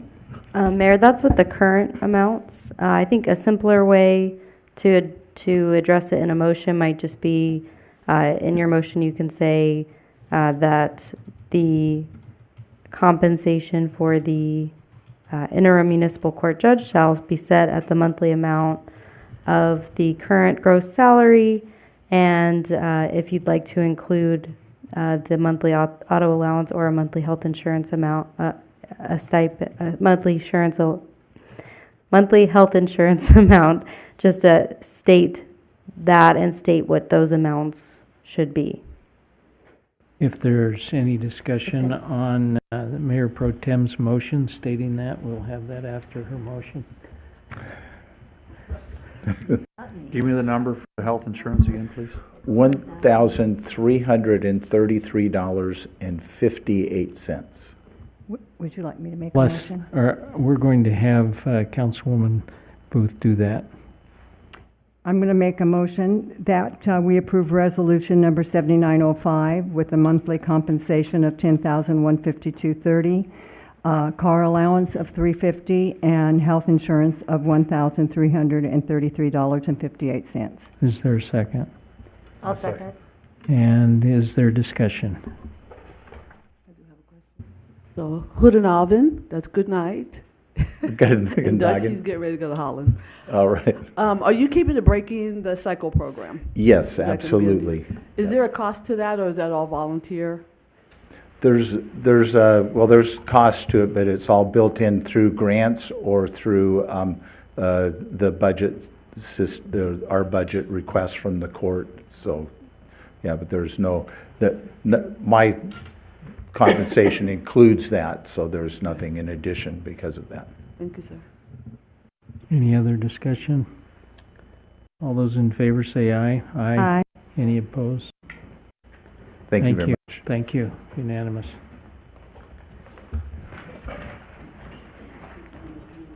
We're now moving to number 18 on our agenda. Chief? Good evening, Mayor and Council. Greg Chester, your acting fire chief. So the first item I have, item number 18, is for Resolution 7906, which is approving a interlocal agreement between the City of Boulder City, Clark County, Las Vegas, Henderson, North Las Vegas, UNLV, Las Vegas Metro, PD, SNHD, Clark County Schools, Nye County, Mesquite, Lincoln County, Esmeralda County, Moapa County, I should have said everyone, and Mount Charleston Fire Protection District. And this is for the Southern Nevada All Hazard Incident Management Assistant Team. This is one that we did in 2023. However, they had to do some updates to bring it in line with NRS, and also some word changes that dealt with compensation for the team. All right. Any questions? I'll accept a motion. Move to approve Resolution 7906. Second. Any discussion? All those in favor say aye. Aye. Thank you, Chief. Mary, you didn't ask me, but we're the first this time. We're not the last, we're the first to get the agreement done. Good job. Thank you. We're still the first. We're still the first. Thank you, Chief. Unanimous. Thank you. And that brings us to number 19 while you're there. So Resolution 7907 is a mutual aid agreement between the City of Boulder City and the Department of Interior, the National Park Service, primarily the Lake Mead National Recreation Area. So this agreement will replace our 2020 agreement. And primarily, the update here is it further defined our roles as well as our response area to provide mutual aid, which is from Boulder Beach to Willow Beach. On the plus side of that, it also provided us another tool in the toolbox, allowing us to utilize their new fire engine. It won't replace any of our two current, because of the design of it, but what it does is it allows us and gives us more water, which is very vital outside the city for our job. So with that, I'll take any questions. And I brought props. If the props could stand up. So these three are primarily the rangers that I deal with 100% of the time that deal with the emergency side of the Park Service. So. And they're here in support, and we can tell that by their shaking their heads, yes. Okay. All right. Thank you, Chief. Is there any questions for the Chief? Have one. Go ahead. Would you share with us, because I thought this was kind of amazing, this fire truck that they have carries how much water versus what we have, and it's the same size? So a typical municipal fire engine will carry between 500 and 750 because you generally have hydrants within 300 foot of everywhere in a city. This one is a federal, I believe it's a stock design, so it's federal, and because of it's a Park Service build, it carries more water, so it has double the amount of water, so it carries 1,200 gallons of water, which, like I said, it's very vital on the highway or in the desert or down in the park for doing it. And we've already used it here in the town as well, so it's been useful already. Any other questions? I'd accept a motion. I move to pass Resolution 7907. Is there a second? I'll second it. Moved and seconded. Any discussion? All those in favor say aye. Aye. Any opposed say nay. Thank you, Chief. Thank you. Unanimous.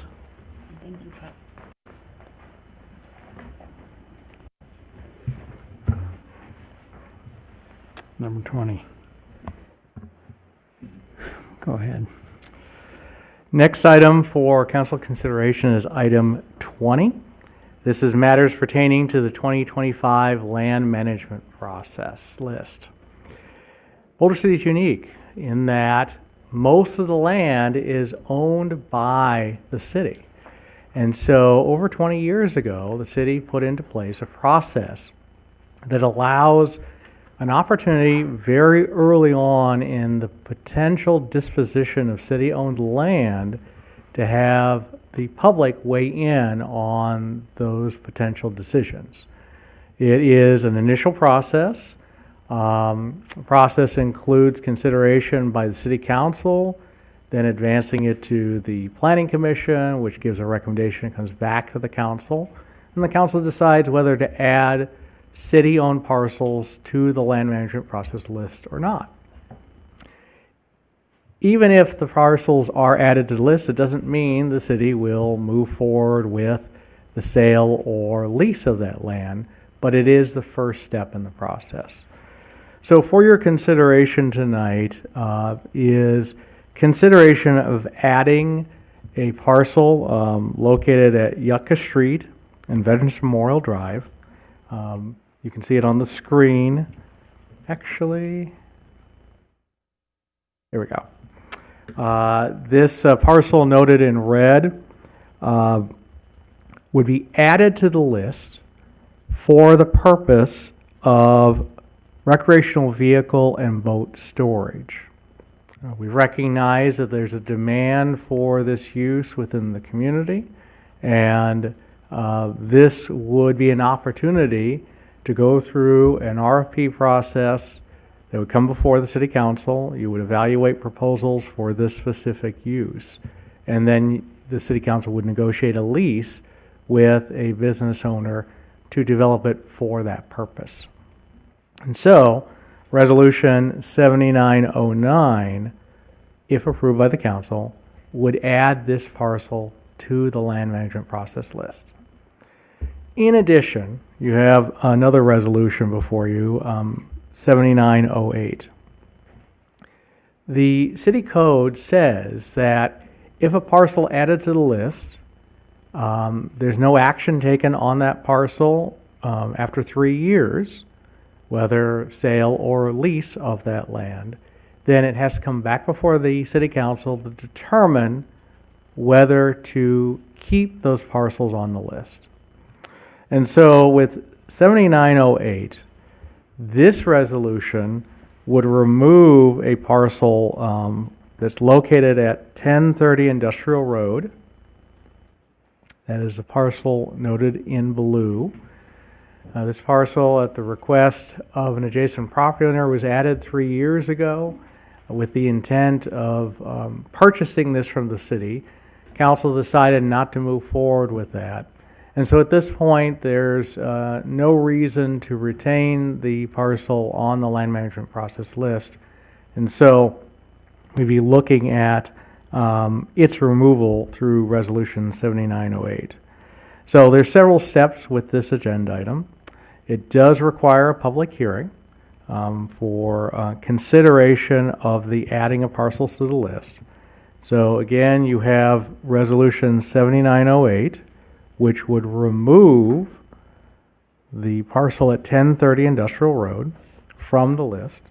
And then you have Resolution 7909, which would add the 4.7 acres. It would also do one more thing, and that is retain another parcel that's been on the list for 3 years. This is the 1,200 acres that we refer to as Black Hills North. This is a parcel that there's been a lot of interest by solar and battery storage developers, and so staff recommends retaining it on the list so that staff can work on the next steps in that process, which would include preparing an RFP for council consideration. And so with that, I can answer any questions about those two resolutions. Any questions?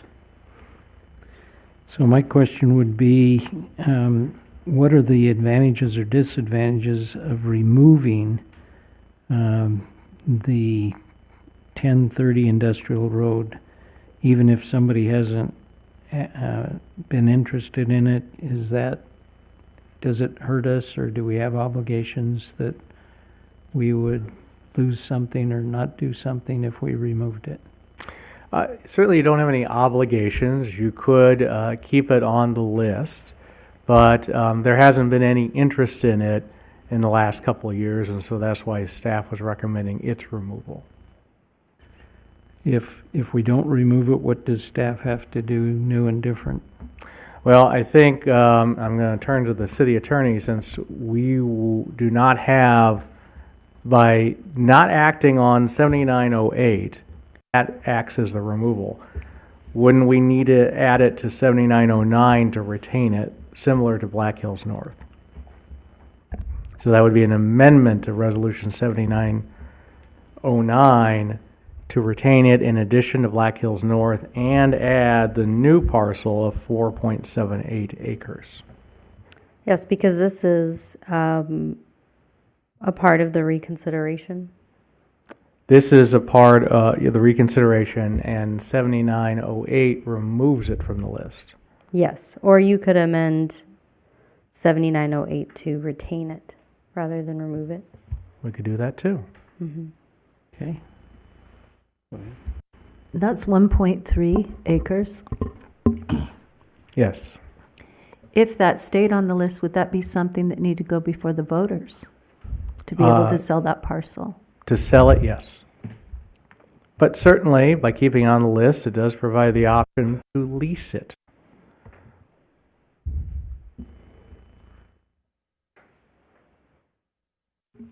Couple questions. The applicant for that property at 1030 Industrial was not the city, right? That is correct. Did we go out to any RFP at all for that property? No, the council chose not to move forward with that consideration. Okay, and on the 4.78 acres that we're talking about at Yucca and Veterans, the city is the applicant for that? That is correct. And do we intend on going out to RFP right away for that? Yeah, that would be the plan. That would be the next step. So it's interesting. So a little clarification, since the parcel on industrial was requested by a private property or private party, the expectation was if they indeed had serious interest, they would have tried to engage the city in going forward with an appraisal and doing some type of a deal for operation of something on that land. Is that a fair statement? That was their intent. In fact, they wanted to purchase it from the city so they could develop it jointly with the parcel adjacent to that they did own. Right. They wanted to expand. Right, okay. So there was a little different kind of circumstance with that one that made it a little more complicated than what we're looking at with this other parcel on the corner of Yucca, right? Correct. Okay. So, That was all I had, thanks. So to Councilman Walton's question, is the 1.3 acres accessible without going through the other people's facility to add, not just add on to their potential site, but could someone else access it to make a storage facility? They could, but at that size, it is pretty small. Okay, But yes, they do have access to public right-of-way. all right. Any other questions? So I would accept a motion on Resolution 7. Mayor, we need to have the Oh, we public need a hearing public first. hearing. Yes. Everybody at once, come up.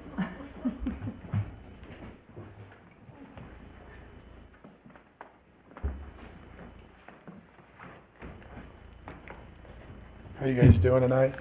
Good. This is a public hearing on both B and C and D. You know, I'm not, I don't have an opinion on 1030 industrial.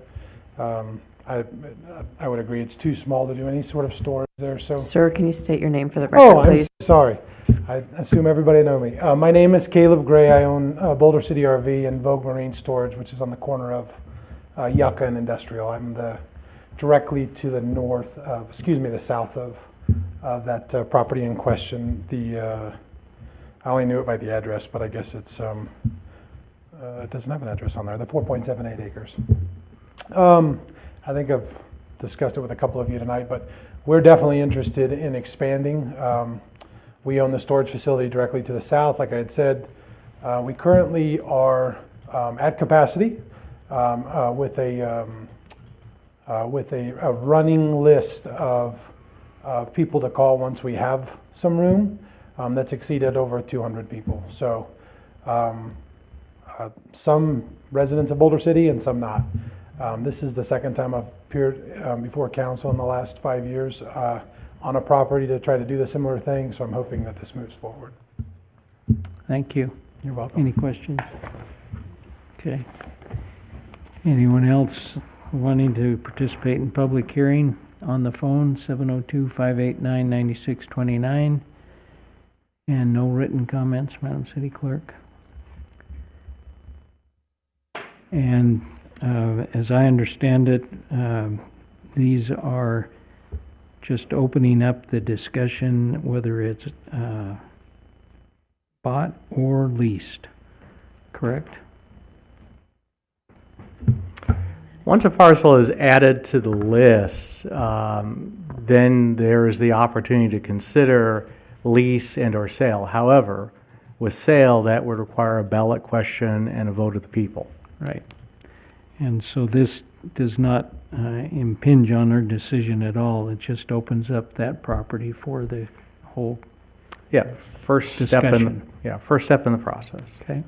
And it would go to the Planning Commission if we said that we wanted to do something, is that right? This one has already been to the Planning Commission, and they recommended 4-3 to add it to the land management process list. So this is coming back to the council for final consideration to add it to the list. Okay. All right. Anyone have a motion? I have a question about the motion. So close public hearing, and does anybody have a motion? Can we give both resolutions with one vote, or do we have to take them separately? Taking them separately would be clearer in this instance, yeah. Are you ready for a motion still, Mr. Mayor, or you have other business? No, go for it. I'll move to, in the consideration of Resolution 7908, to remove that property from the LMP. Is there a second? I'll second that. Is there discussion? All those in favor say aye. Aye. Any opposed?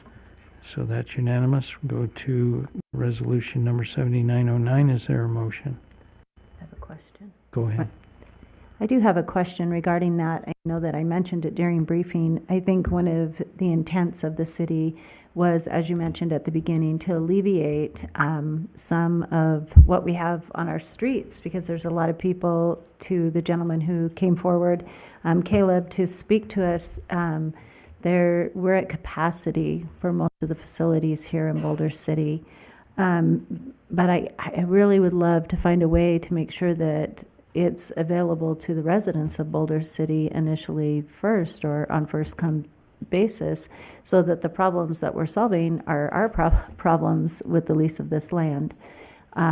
Is there any way, we had kind of talked about that before, when we get to that point? I know that this is just the point to put it on the land management, but with that idea of it being put on, I just wonder, is there any way to stipulate some sort in an agreement for that? Yeah, there's dormant commerce clause considerations to take into account with putting residency restrictions or incentives. But we can definitely look at what we can do. There's definitely things the government can do to incentivize local support. So I can look into the legal dormant commerce clause issues and see what parameters the city could put on to help prioritize the city's residents and their storage needs. Okay, thank you.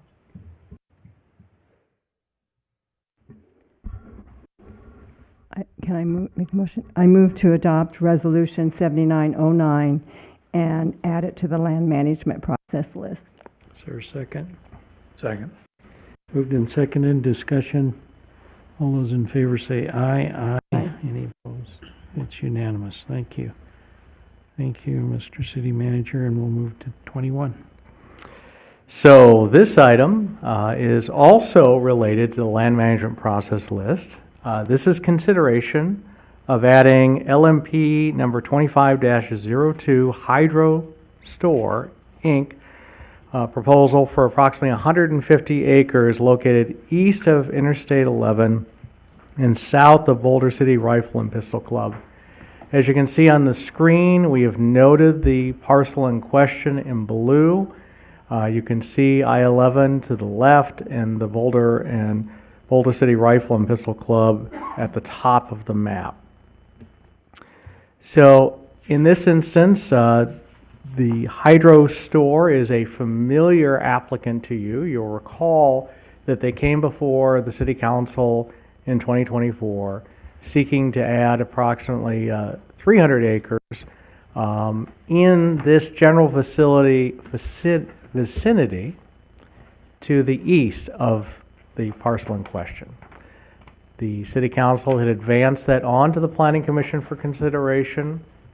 There was concerns raised by the Planning Commission and the community in general about its location, its impact on OHV trail usage and camping activities in the area. So Hydro Store decided to stop that application, reevaluate what they were looking for, and have come back with a new application for your consideration. So in this case, what we're looking for is a motion to advance this to the Planning Commission for consideration, and then they will make a recommendation, then it'll come back to the City Council, and then you would determine whether to add this 150-acre parcel for renewable energy and utility uses to the land management process list. I can answer any questions, but we also have the applicant representative, Linda Volin, here, who has a short presentation that she'd like to present to the City Council. All right.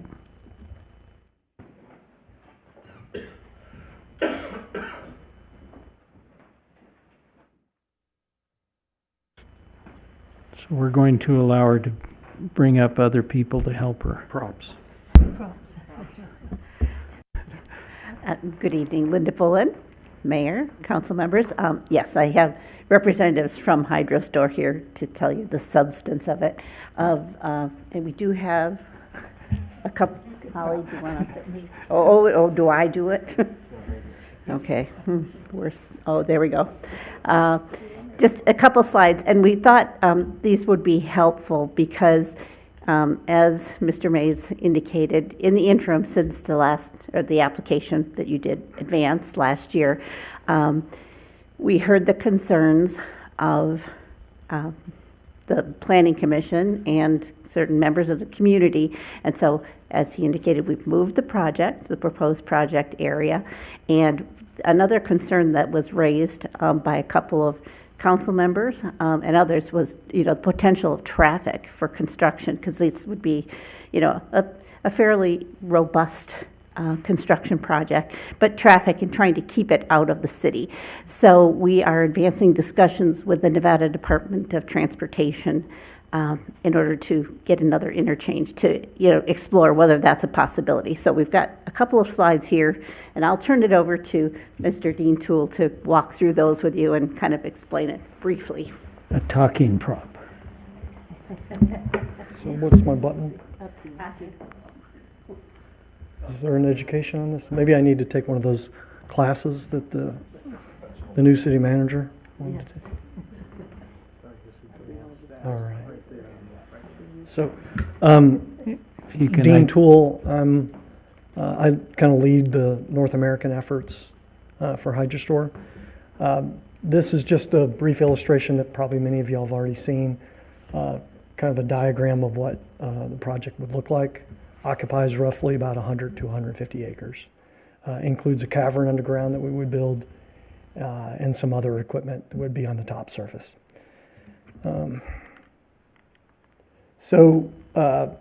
As Ms. Mullen had said, we tried to engage as much as possible, not only with many of y'all, but as well with the community at large.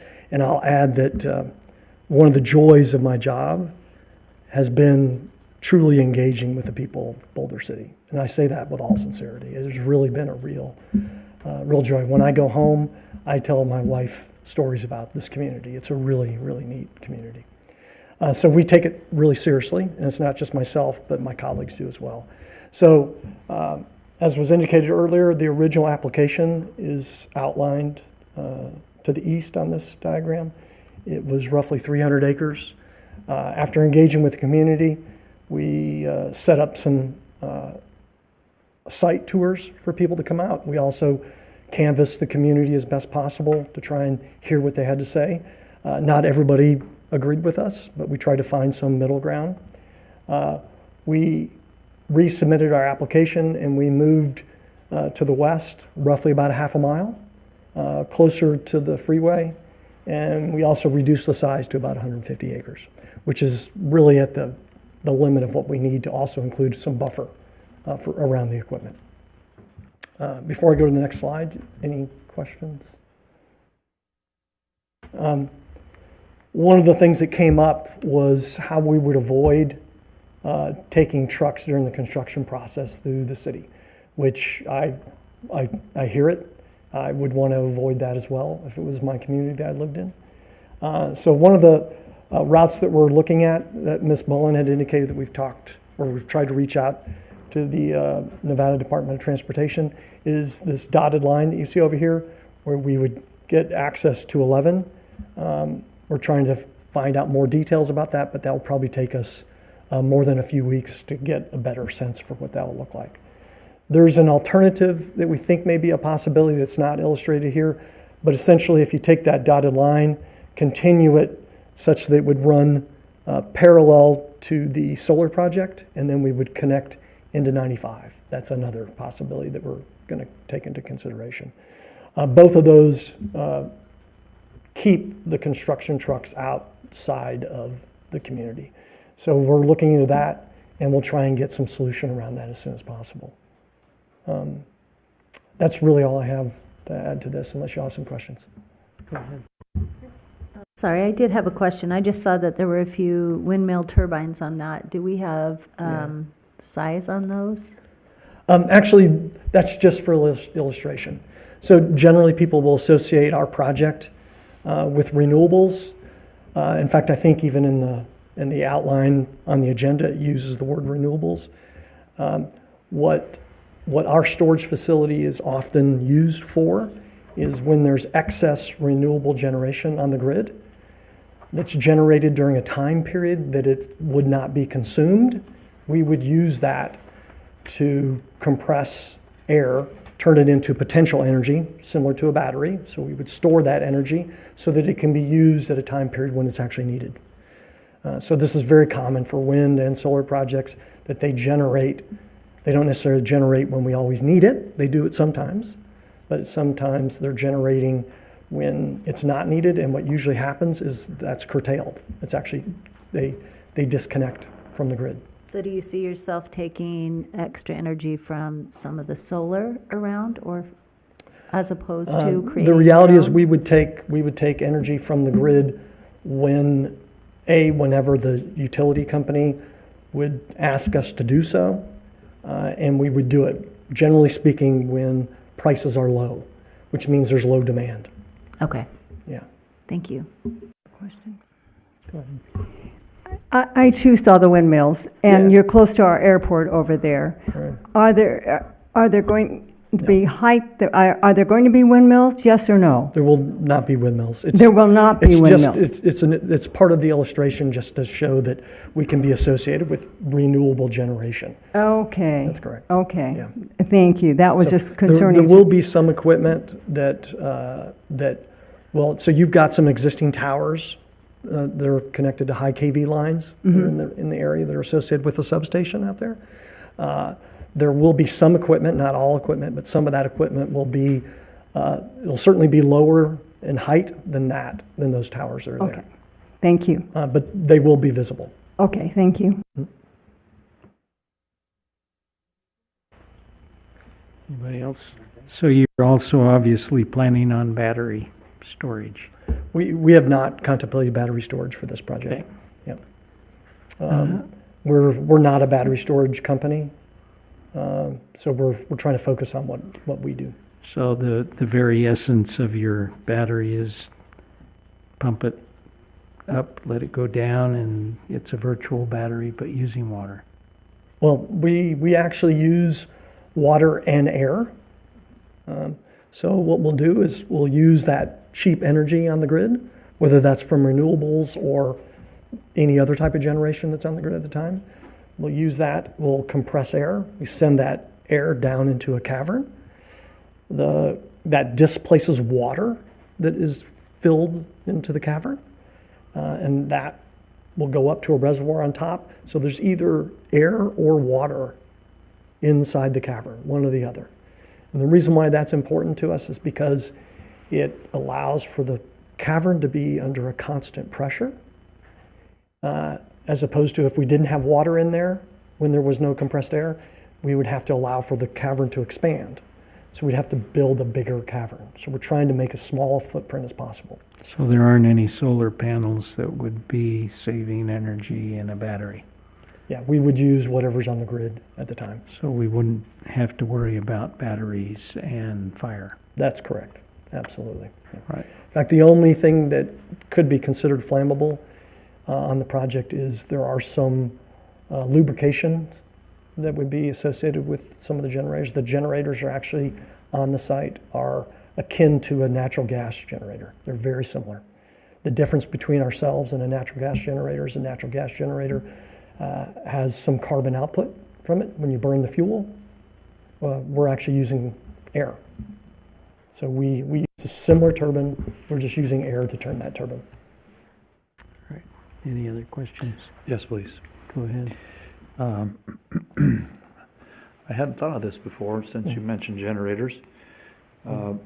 Those generators are going to have to run at some point for compressing the air. In your experience thus far in development and operation, when are those operating, and what are the decibel levels at different intervals out from that? Yeah, really good question. So first of all, we'll meet any codes around the dB requirements that are required. Absolutely.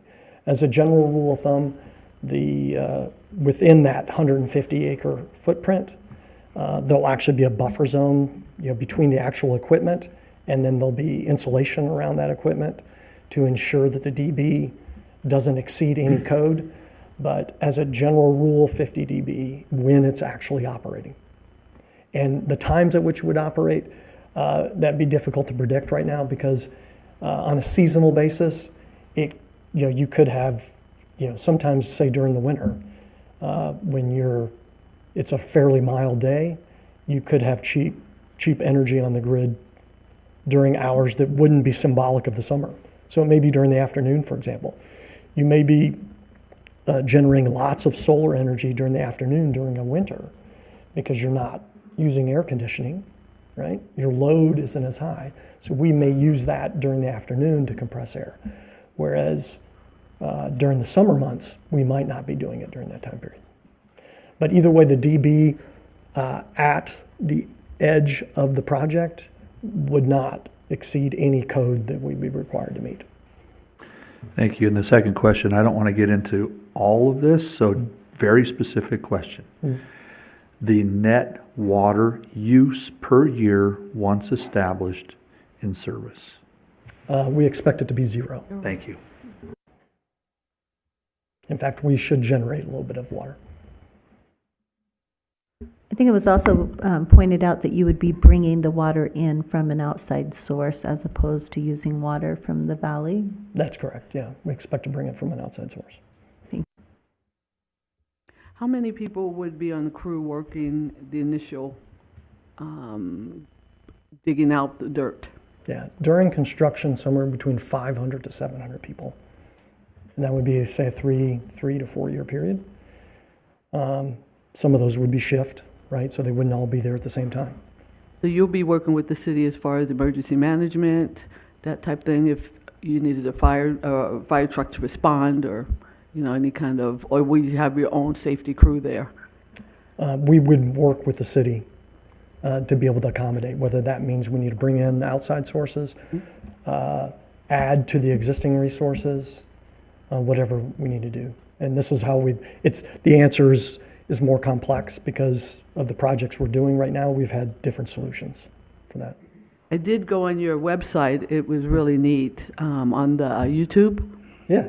And it really shows the actual movement of it all. Yeah. The height variance, what's the highest height? The building or the tower, or Yeah, whatever, how about that? What would be the highest height? At the peak, some of the, so as a part of the process, we actually store heat that's generated. That facility where it actually stores is roughly about 100 feet. Again, not all the equipment is at 100 feet, but the peak of it is roughly that. Thank you. Other questions? If not, I would accept a motion to advance the LMP application to the Planning Commission for review and recommendation. Make a motion to advance the LMP application to the Planning Commission for review and recommendation. Is there a second? I'll second that. Any discussion? All those in favor say aye. Aye. Any opposed? Thank you. It's unanimous. Thank you very much. Thank you very much. And that brings us to our financial plan, 5-year financial plan. Good evening again, Mayor and Council. Cynthia Sneed, Finance Director. We're here tonight to talk about the 5-year financial plan. This is a plan we put together annually. It's a rolling 5 years, but it's revisited annually as time passes. We learn more and can be more accurate. So the purpose of this really is to take that 5-year look, make some assumptions based on what we know and historical trends, and chart that out, project it out to see the impacts that those, what we think is going to happen, so that we can make decisions on that and give us time to react if we see something out in the 5-year horizon that's an issue. It gives us time to adjust so that it's less impactful. And this is only for the general fund that we're talking about tonight, since that's the main operating fund for the city. Okay, so how do we get there? We started by looking at our historical revenues.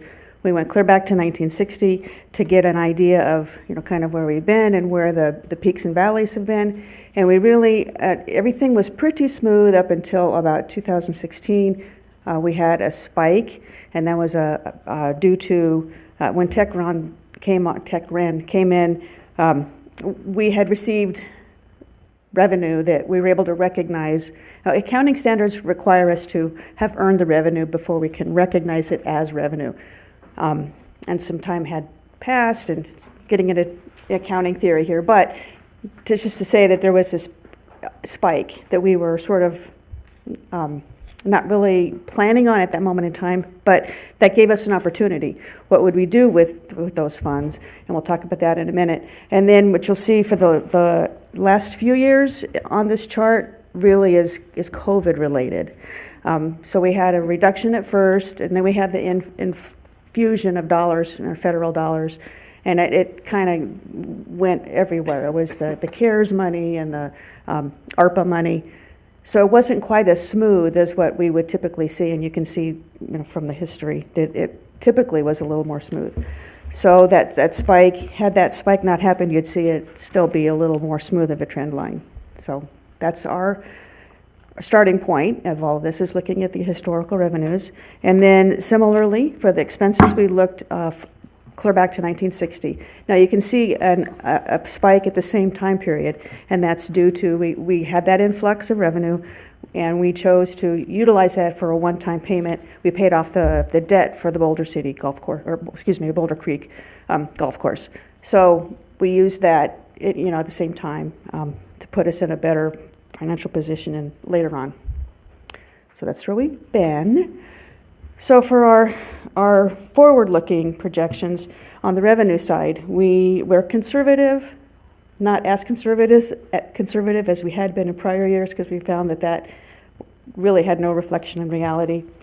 At the lease revenue projections are based on our contracted rates, what we know is going to happen with that.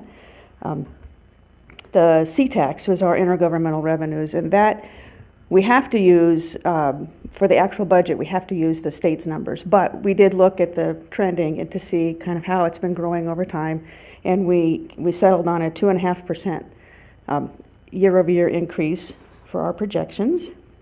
And then building permits, that varies year to year, but we have some idea, right? We've got the Track 350 coming on, and some of the solar items, we have a general sense, and so we plugged in the best that we could on that. And then anything else, any other revenue, was just looking at historical averages. So here's the revenue. The left-hand side is the actuals, and a kind of a jagged line, which again is the COVID reduction and the COVID-related revenues.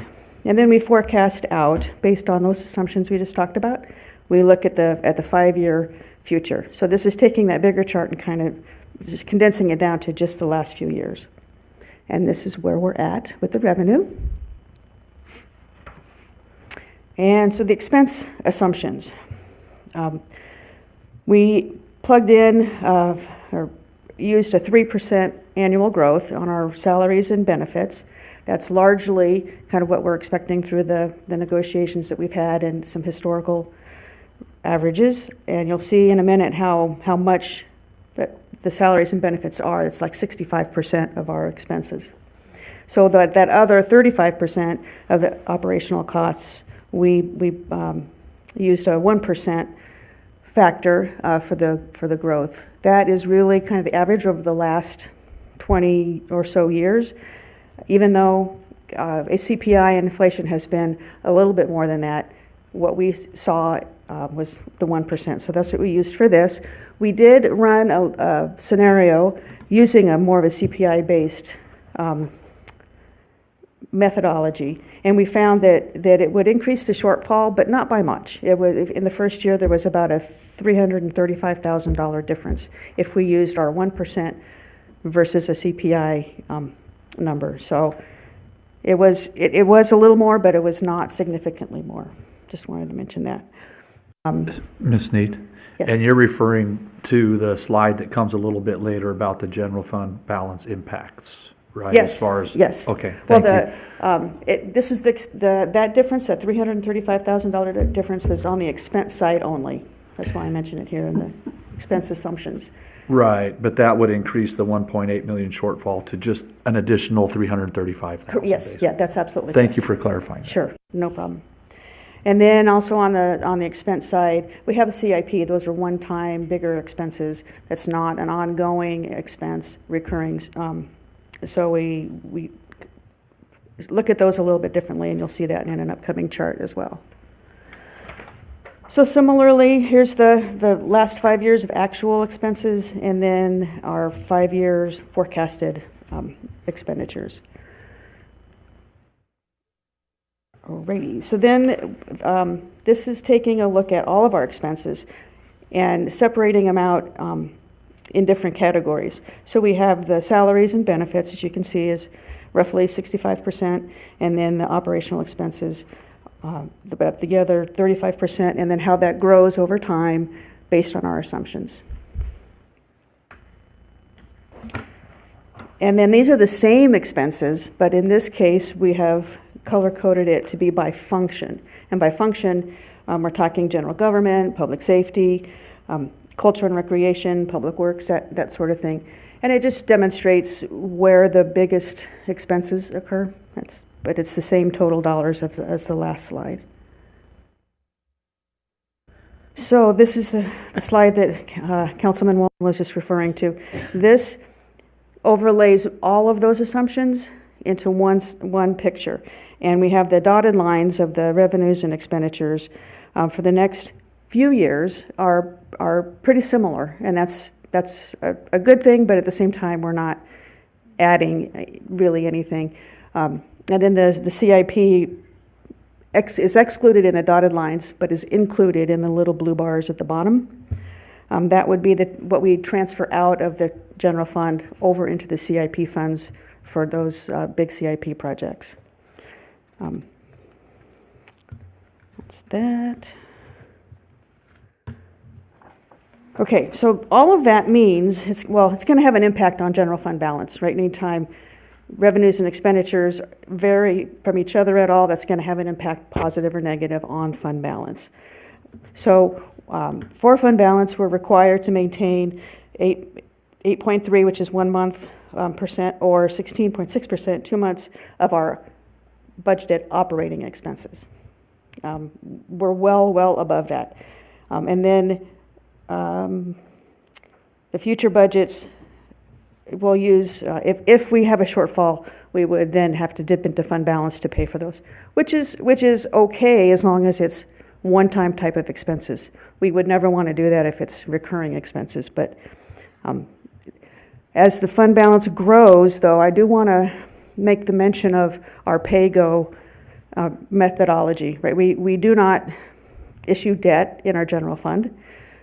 So when we have to save up for a big expense, we have to just accumulate that cash over time. It's not something we would issue bonds for and then make those payments. So we have a little extra in the fund balance, for that reason. Okay, so that's it on the general fund. That's where we're at. I do want to mention, though, the outstanding debt that we do have. It's not in the general fund, it's in the water fund. And it was obtained to construct a water line, a raw water line out of the water fund, for the water fund. So that's there. We are on track to pay that off by the year 2030. It's about a $2 million per year pay down, but we're on track to do that. So that's the only debt that the city has, and it's not general fund. And this is our beautiful brochure that goes into a little more detail on all of these slides and our assumptions and whatnot. So that's available for you all and for the public out on our website. And with that, answer any questions. So we don't consider it debt when we do substation 3 and we have to have those built out by 2028, for instance? Right, because we don't have the appetite to be issuing debt. We have to save up the money for those big projects, and you'll see the fund balance growing a little bit in those utility funds. For that reason, we have to accumulate the cash in our fund balance to pay for those over time. Okay. So we have debt, but it's only through the bond of the water line. That's correct. Thank you. And we're on 2031 to have it all paid Yes, off? that's correct.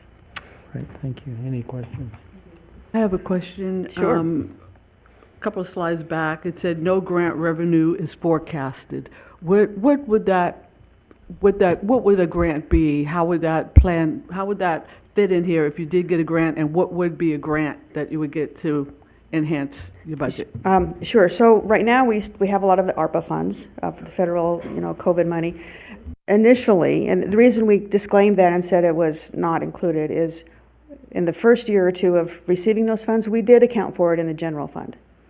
Since then, we have made a change to, and the thought was to kind of purify the general fund and have it be truly just operating, ongoing, recurring operating funds. So we peeled out the grant money and put that into a separate fund. So when we say it's exclusive of the grant money, it's because historically we had. So there's an example is the COVID. We do get a lot of grant money for public safety, firefighters, equipment, police overtime, for certain campaigns that they do. So there's a variety of grants that we get. Okay, thank you. Sure. I have a question on there. On your graph on 473, the forecast, it shows 25 through 2028, that the income and the revenue is about equal.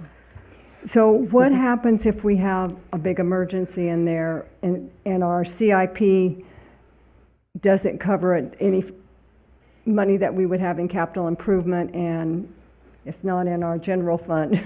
Sure. How are we going to handle that? There's a couple of ways that we would handle that. One of our other funds is not a general fund. It's a major maintenance fund, and it has monies in it that would be for unexpected major expenses. In addition to that, we have our CIP fund, and then we also have the general fund. We could tap into that if needed, if it was something catastrophic. And do you know approximately how much money we have in that repair fund? I know I'm asking. I don't have that with me, but it's in. If the last item on the agenda is the city manager's report, and in there it has all the different funds and what the fund balances are. So I can get that for you before we get to that item. Okay, that's great. I just want to make sure, because looking at this, if there's a hiccup, we're in trouble. So how are we going to handle that trouble? Is what I was asking. Right. So thank you for. We've got different buckets we can go to when we need that. Okay, thank you. So we also have, for instance, our association with the RTC and the flood control.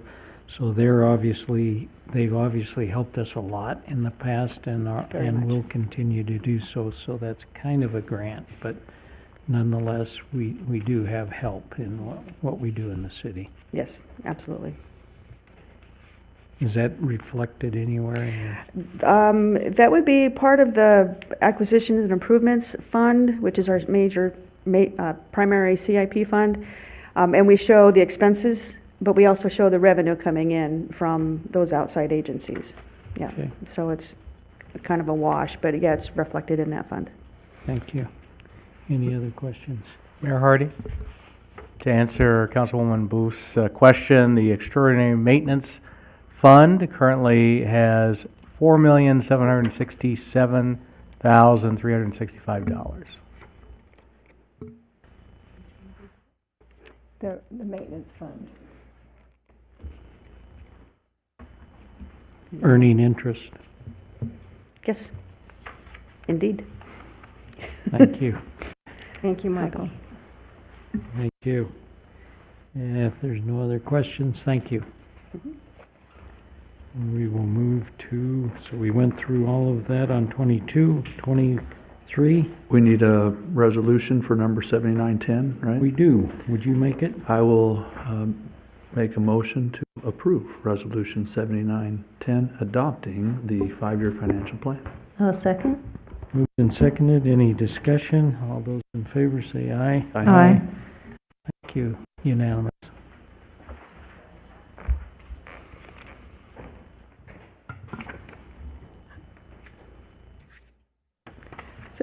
Angela Mannanen, Budget Manager, to present item number 23, which is an adjustment to our class and compensation list. So the council approves the classification titles and position ranges of all employees. Since this was approved back in June, there's been a couple requests for changes. These changes do not have a fiscal impact. The majority of the title changes are for part-time employees, and they're just to assist with management when there's vacancies or there's projects, just to staff positions that are not full-time. So some of these changes is to add a part-time intern, and also our desert conservation easement marshals have existed for a long time. They're in a contract with Clark County. We just added it to our classification and comp. But the salary is based off the Clark County contract, which is currently $28.40. We're adding a full-time and part-time dispatcher trainee. This position, if filled, would go to a dispatch academy and then later come back to the city and become a dispatcher. The Muni Court Marshal, we're going to change that title to a head Muni Court Marshal, and that's because they do have supervisory duties, and the employees that report to them are called deputy court marshals. So just for clarification, we're also going to add back the part-time court clerk position, and this is just in case there's ever a vacancy, they can hire a part-time employee while they're trying to find a full-time employee. We're also adding in the administrative floater position, which was a position that was approved last budget cycle for half a year. This will be a non-bargaining position due to the confidential nature of the documents they could be seeing. And it'll be an N1 with 12 steps with a range of $22.32 an hour to $31.26 an hour towards the end of the range. So all those will not have financial impacts. They will not add headcount. It's just really for management purposes to be easier to help them manage their teams. With the change in the city manager's contract, this would also need to be updated because the range would be higher than what's currently listed. Questions? I have, I think, one question. The part-time court clerk, is that an employee of the courts and therefore classified under the court number, and it wouldn't add to the full-time employee list in the city? And then would the pay come from the court's budget as well? It would come from the court's budget. So in the past, they had a part-time position available to, just in case there's excess workload beyond the full-time. Recently, when they had a vacancy, it's just so important to have a full staff over there. It would just cover the time before a full-time position came in. But part-time employees do not count as a head count, so this would just be a part-time employee during a difficult time, so. Thank you. Mm-hmm. Other questions? So can I have a motion to approve? Make a motion to approve Resolution 7911, repealing, replacing Resolution number 7821, improving the fiscal year 2024-25 classification titles. Is there a second? I'll second. Moved and seconded, discussion, all those in favor? Do we need to include the city manager portion of it with a different salary? Yes. Yes. Okay.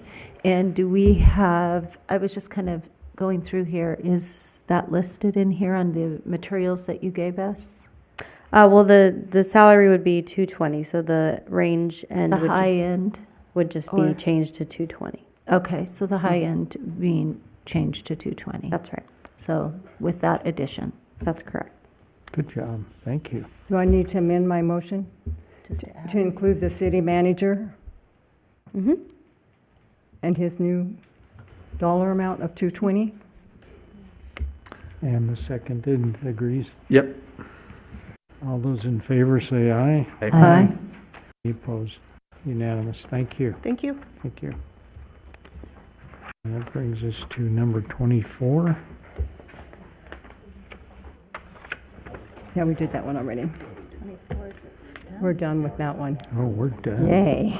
So that brings us to the city manager's report. Yes, Agenda 25, there's nothing unusual to report. Any questions? Brings us to 26, city manager's report financial. Nothing unusual to report there is either. Any questions?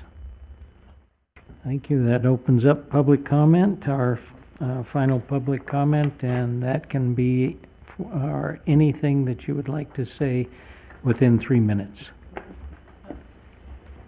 And then the phone number, you can call in at 702-589-9629.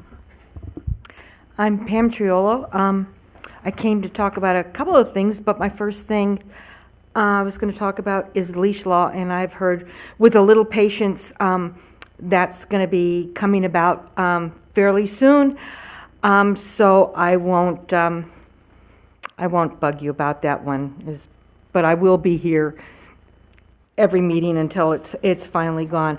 You can actually say something about it if you'd like. Oh, well, I did when it was on the agenda, so I really think it's important. In fact, I walk my dog early in the morning, and a coyote was tracking us, and I bring a whistle. And this was a beautiful coyote. Other people in my neighborhood have seen it, and it looks like it's crossed with a German Shepherd. So obviously, a male German Shepherd that was loose found a female. He's beautiful. I know he's wild, but I just keep thinking that's half a domestic dog. And I hope that male dog survived. So, but you never know. So I don't want to see that happening. I don't want to see them coming up. I don't want to see loose dogs coming up to my dog because I'm not quite, I have a very nice dog, but who knows how he will react, and I don't want to be in the middle of a fight. So everybody has a leash law, so that's all I'm going to say on that. I hope you do something on dog breeding too. It was tearjerking when the kids came that read to the dogs, and I don't know if I can handle that one anymore. So I hope we work on that. Listening to the news about what's going on in the valley with puppies being just dumped because they're not perfect or they're getting too old to sell. There's so many dogs in the shelter. There's no reason for that. And my last thing is, I was on an ADA Access Committee that isn't anymore. We finished as a task force, and recommendations were given to this council. But we would like to continue as a working group with the city, working with the city manager if that's possible. And let me give you an example of why we are really needed. Our beautiful hotel, the Dam Hotel, and I remember when we were saving it and had the Christmas tree auctions and everything, and it's a true asset. It was on the tour, and the room that they were showing, they brag about it being an ADA access. Bit wide door, wheelchair can go through. Room's big enough, the wheelchairs can go, have room to maneuver. Big door to the bathroom, but then you go in the bathroom and there's a bathtub. Well, nobody in a wheelchair is getting in that bathtub, and chances are somebody with a walker or even a cane is going to have a problem. And if they had talked to some groups that know a little something about this, we would have said, put in a shower. And now, if they truly want to make it an access committee, they're going to have to pull out that tub and put in a shower, and it's going to cost them twice as much as what it should have. So it is important. The city of Pittsburgh wants to become an access, they're working on doing the whole city, parks, everything.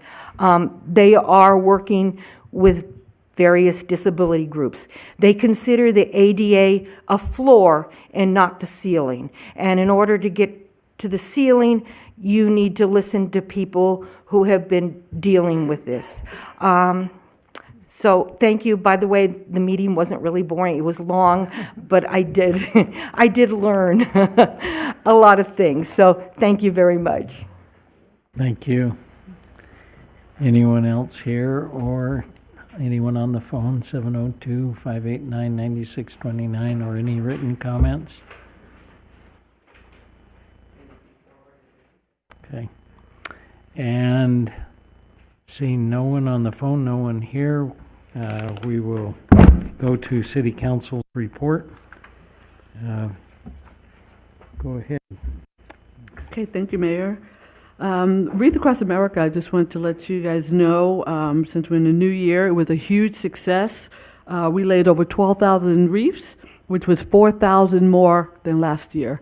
So it really is picking up, and it was just a lot of youth there, and that's what I really like. We are looking for volunteers to pick up on January 26th, which is Saturday at 8 a.m. I'll make sure that gets the word out. This past Saturday, I went to a Nevada Veterans Legislative Summit, which was really good, and I was talking to Mr. Hardy earlier in reference to that. There's a lot of good military legislation that's going to be put out, and hopefully it'll get passed. And then lastly, Harmony Handbell Ringers came to town, and it was bell ringers from 5 different states. And I've been to them before, but what I didn't know was the handbell is a European thing, and it was brought to the United States in 1847 by P.T. Barnum. But if you've never been to a handbell, go out next year. They come to Boulder City every year, and they just love Boulder City. That's all they talked about at the end. So it was just a good time to be a citizen and be able to welcome them to our town. And it was wonderful with the Wreath Across America and the whole weekend. So, and keep California in your prayers. Thank you. I don't know if anybody read the newspaper about number 7, the little dog that was injured. It was really a wonderful story. He's been adopted by a family, and I meant to bring their name so that I could say who they were. But they have 3 children, and he has 2 dog friends over there. And there was a picture of this happy little dog, and you could really tell that there was a lot of love going on. And so I think everybody in Boulder City should be happy and know that 7 has a wonderful home. And they are going to keep the name of the dog, 7. And the little boy said he felt like every time he walked 7, he was a celebrity because everybody wants to come up and meet 7. So hopefully we can get 7 to come to Bark in the Park this year. So that was my bit of good news, and just praying for everybody in California. They're going through a lot, and so certainly can use our prayers and our support. Thank you. Thank you. I was able to go to 2 of my committee meetings. I mentioned earlier, did Audit Review Committee this past week, and then also did Debt Commission. So I was able to do that. But more importantly, I felt like this holiday season, something that opened my eyes was how our community just comes out in force. You cannot escape wherever you go someone about doing good for someone or some animal or veterans with us or not with us. It's a very beautiful thing to see a community our size filled with so many people willing to give of their time, their talent, their monies. I saw 2 Turkey girls come up here and tell us that they were going to do a community dinner, had the opportunity to go to community dinner. It's amazing. It was wonderful. And it was an opportunity for people who didn't have the ability to have dinner with people that they knew to come and feel part of this community and appreciate it. And there were many hands who cooked and served and cleaned and did everything, and all because they wanted to, which I thought was a miracle. Also did a little bell ringing at the we all did. We had an opportunity to bell ring for Boulder City Aid. I just wanted to bring up the name of this little girl who came named Cheyenne. She brought her bank. And it was a loaf. It was a loaf of bread, a plastic loaf of bread, and it was filled with change. And she opened that bank, and she, for the next 5 minutes, dropped every single piece in that container. And when her dad came out, I said, "Wow, what a wonderful daughter you have. You must truly be proud." And he said, "We actually came before, and she asked me if I could take her back home to go get her bank." So thank you to those who gave everything in their penny bank to be able to give to people at this time who have needs. And I saw Rotary helping students in our schools with Christmas.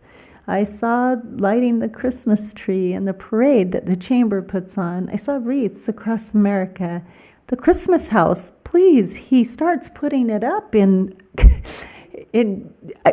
probably June and taking it down until June. So All these things that make where we live what we love. And I just want to say thank you to those that I didn't mention, that I know contributed, because there's so many quietly going about doing good. So thank you. Thank you. Great stuff. Committees, as far as the Water Authority goes, we've been on a break for most of the holiday season, so there's really no updates. There's no updates on our feasibility study. Hopefully later this year, we'll be reviewing that as a council and taking some sort of action. And we're continuing in the community, some of you may have noticed already, with our turf removal to be compliant with the regulations, but I feel, and I think all of us could say the same thing, we're being reasonable and judicious in the way that we're approaching that. And so we're continuing on with that good effort. As far as the Convention and Visitors Authority, some really exciting things are happening. Again, this is significant to us because it does have an impact on Boulder City, not just because it's something going on over the hill or because Las Vegas is the sports and entertainment capital of the world. But today we approved the process, and we have great hope and confidence that it will come to fruition, that we will host here in Las Vegas the college football playoff championship game in 2027, which is fantastic. And if that comes about, Las Vegas would be the only city in the nation to have hosted the college basketball Final Four, the Super Bowl, and the CFP championship game. So really setting ourselves apart there. We also approved a historical black college and universities midseason game in October, this coming up season, which is really exciting, having a neutral location for a game of that sort. Of note, 55 of the Raiders players historically have played at an HBCU institution, which is super cool. We also approved the International Wrestling Championships for 26 and 27, which will bring participants from 100 different countries worldwide, increasing our international exposure. So all that, again, remember there's a percentage of the people that come to Southern Nevada that go outside of the Strip and come explore, and they come explore Boulder City and Hoover Dam and our environs and take advantage of the recreation and opportunities that we have here. To get people here, the airport folks report that there's 170 non-stop flights, international and domestic, that come here every day.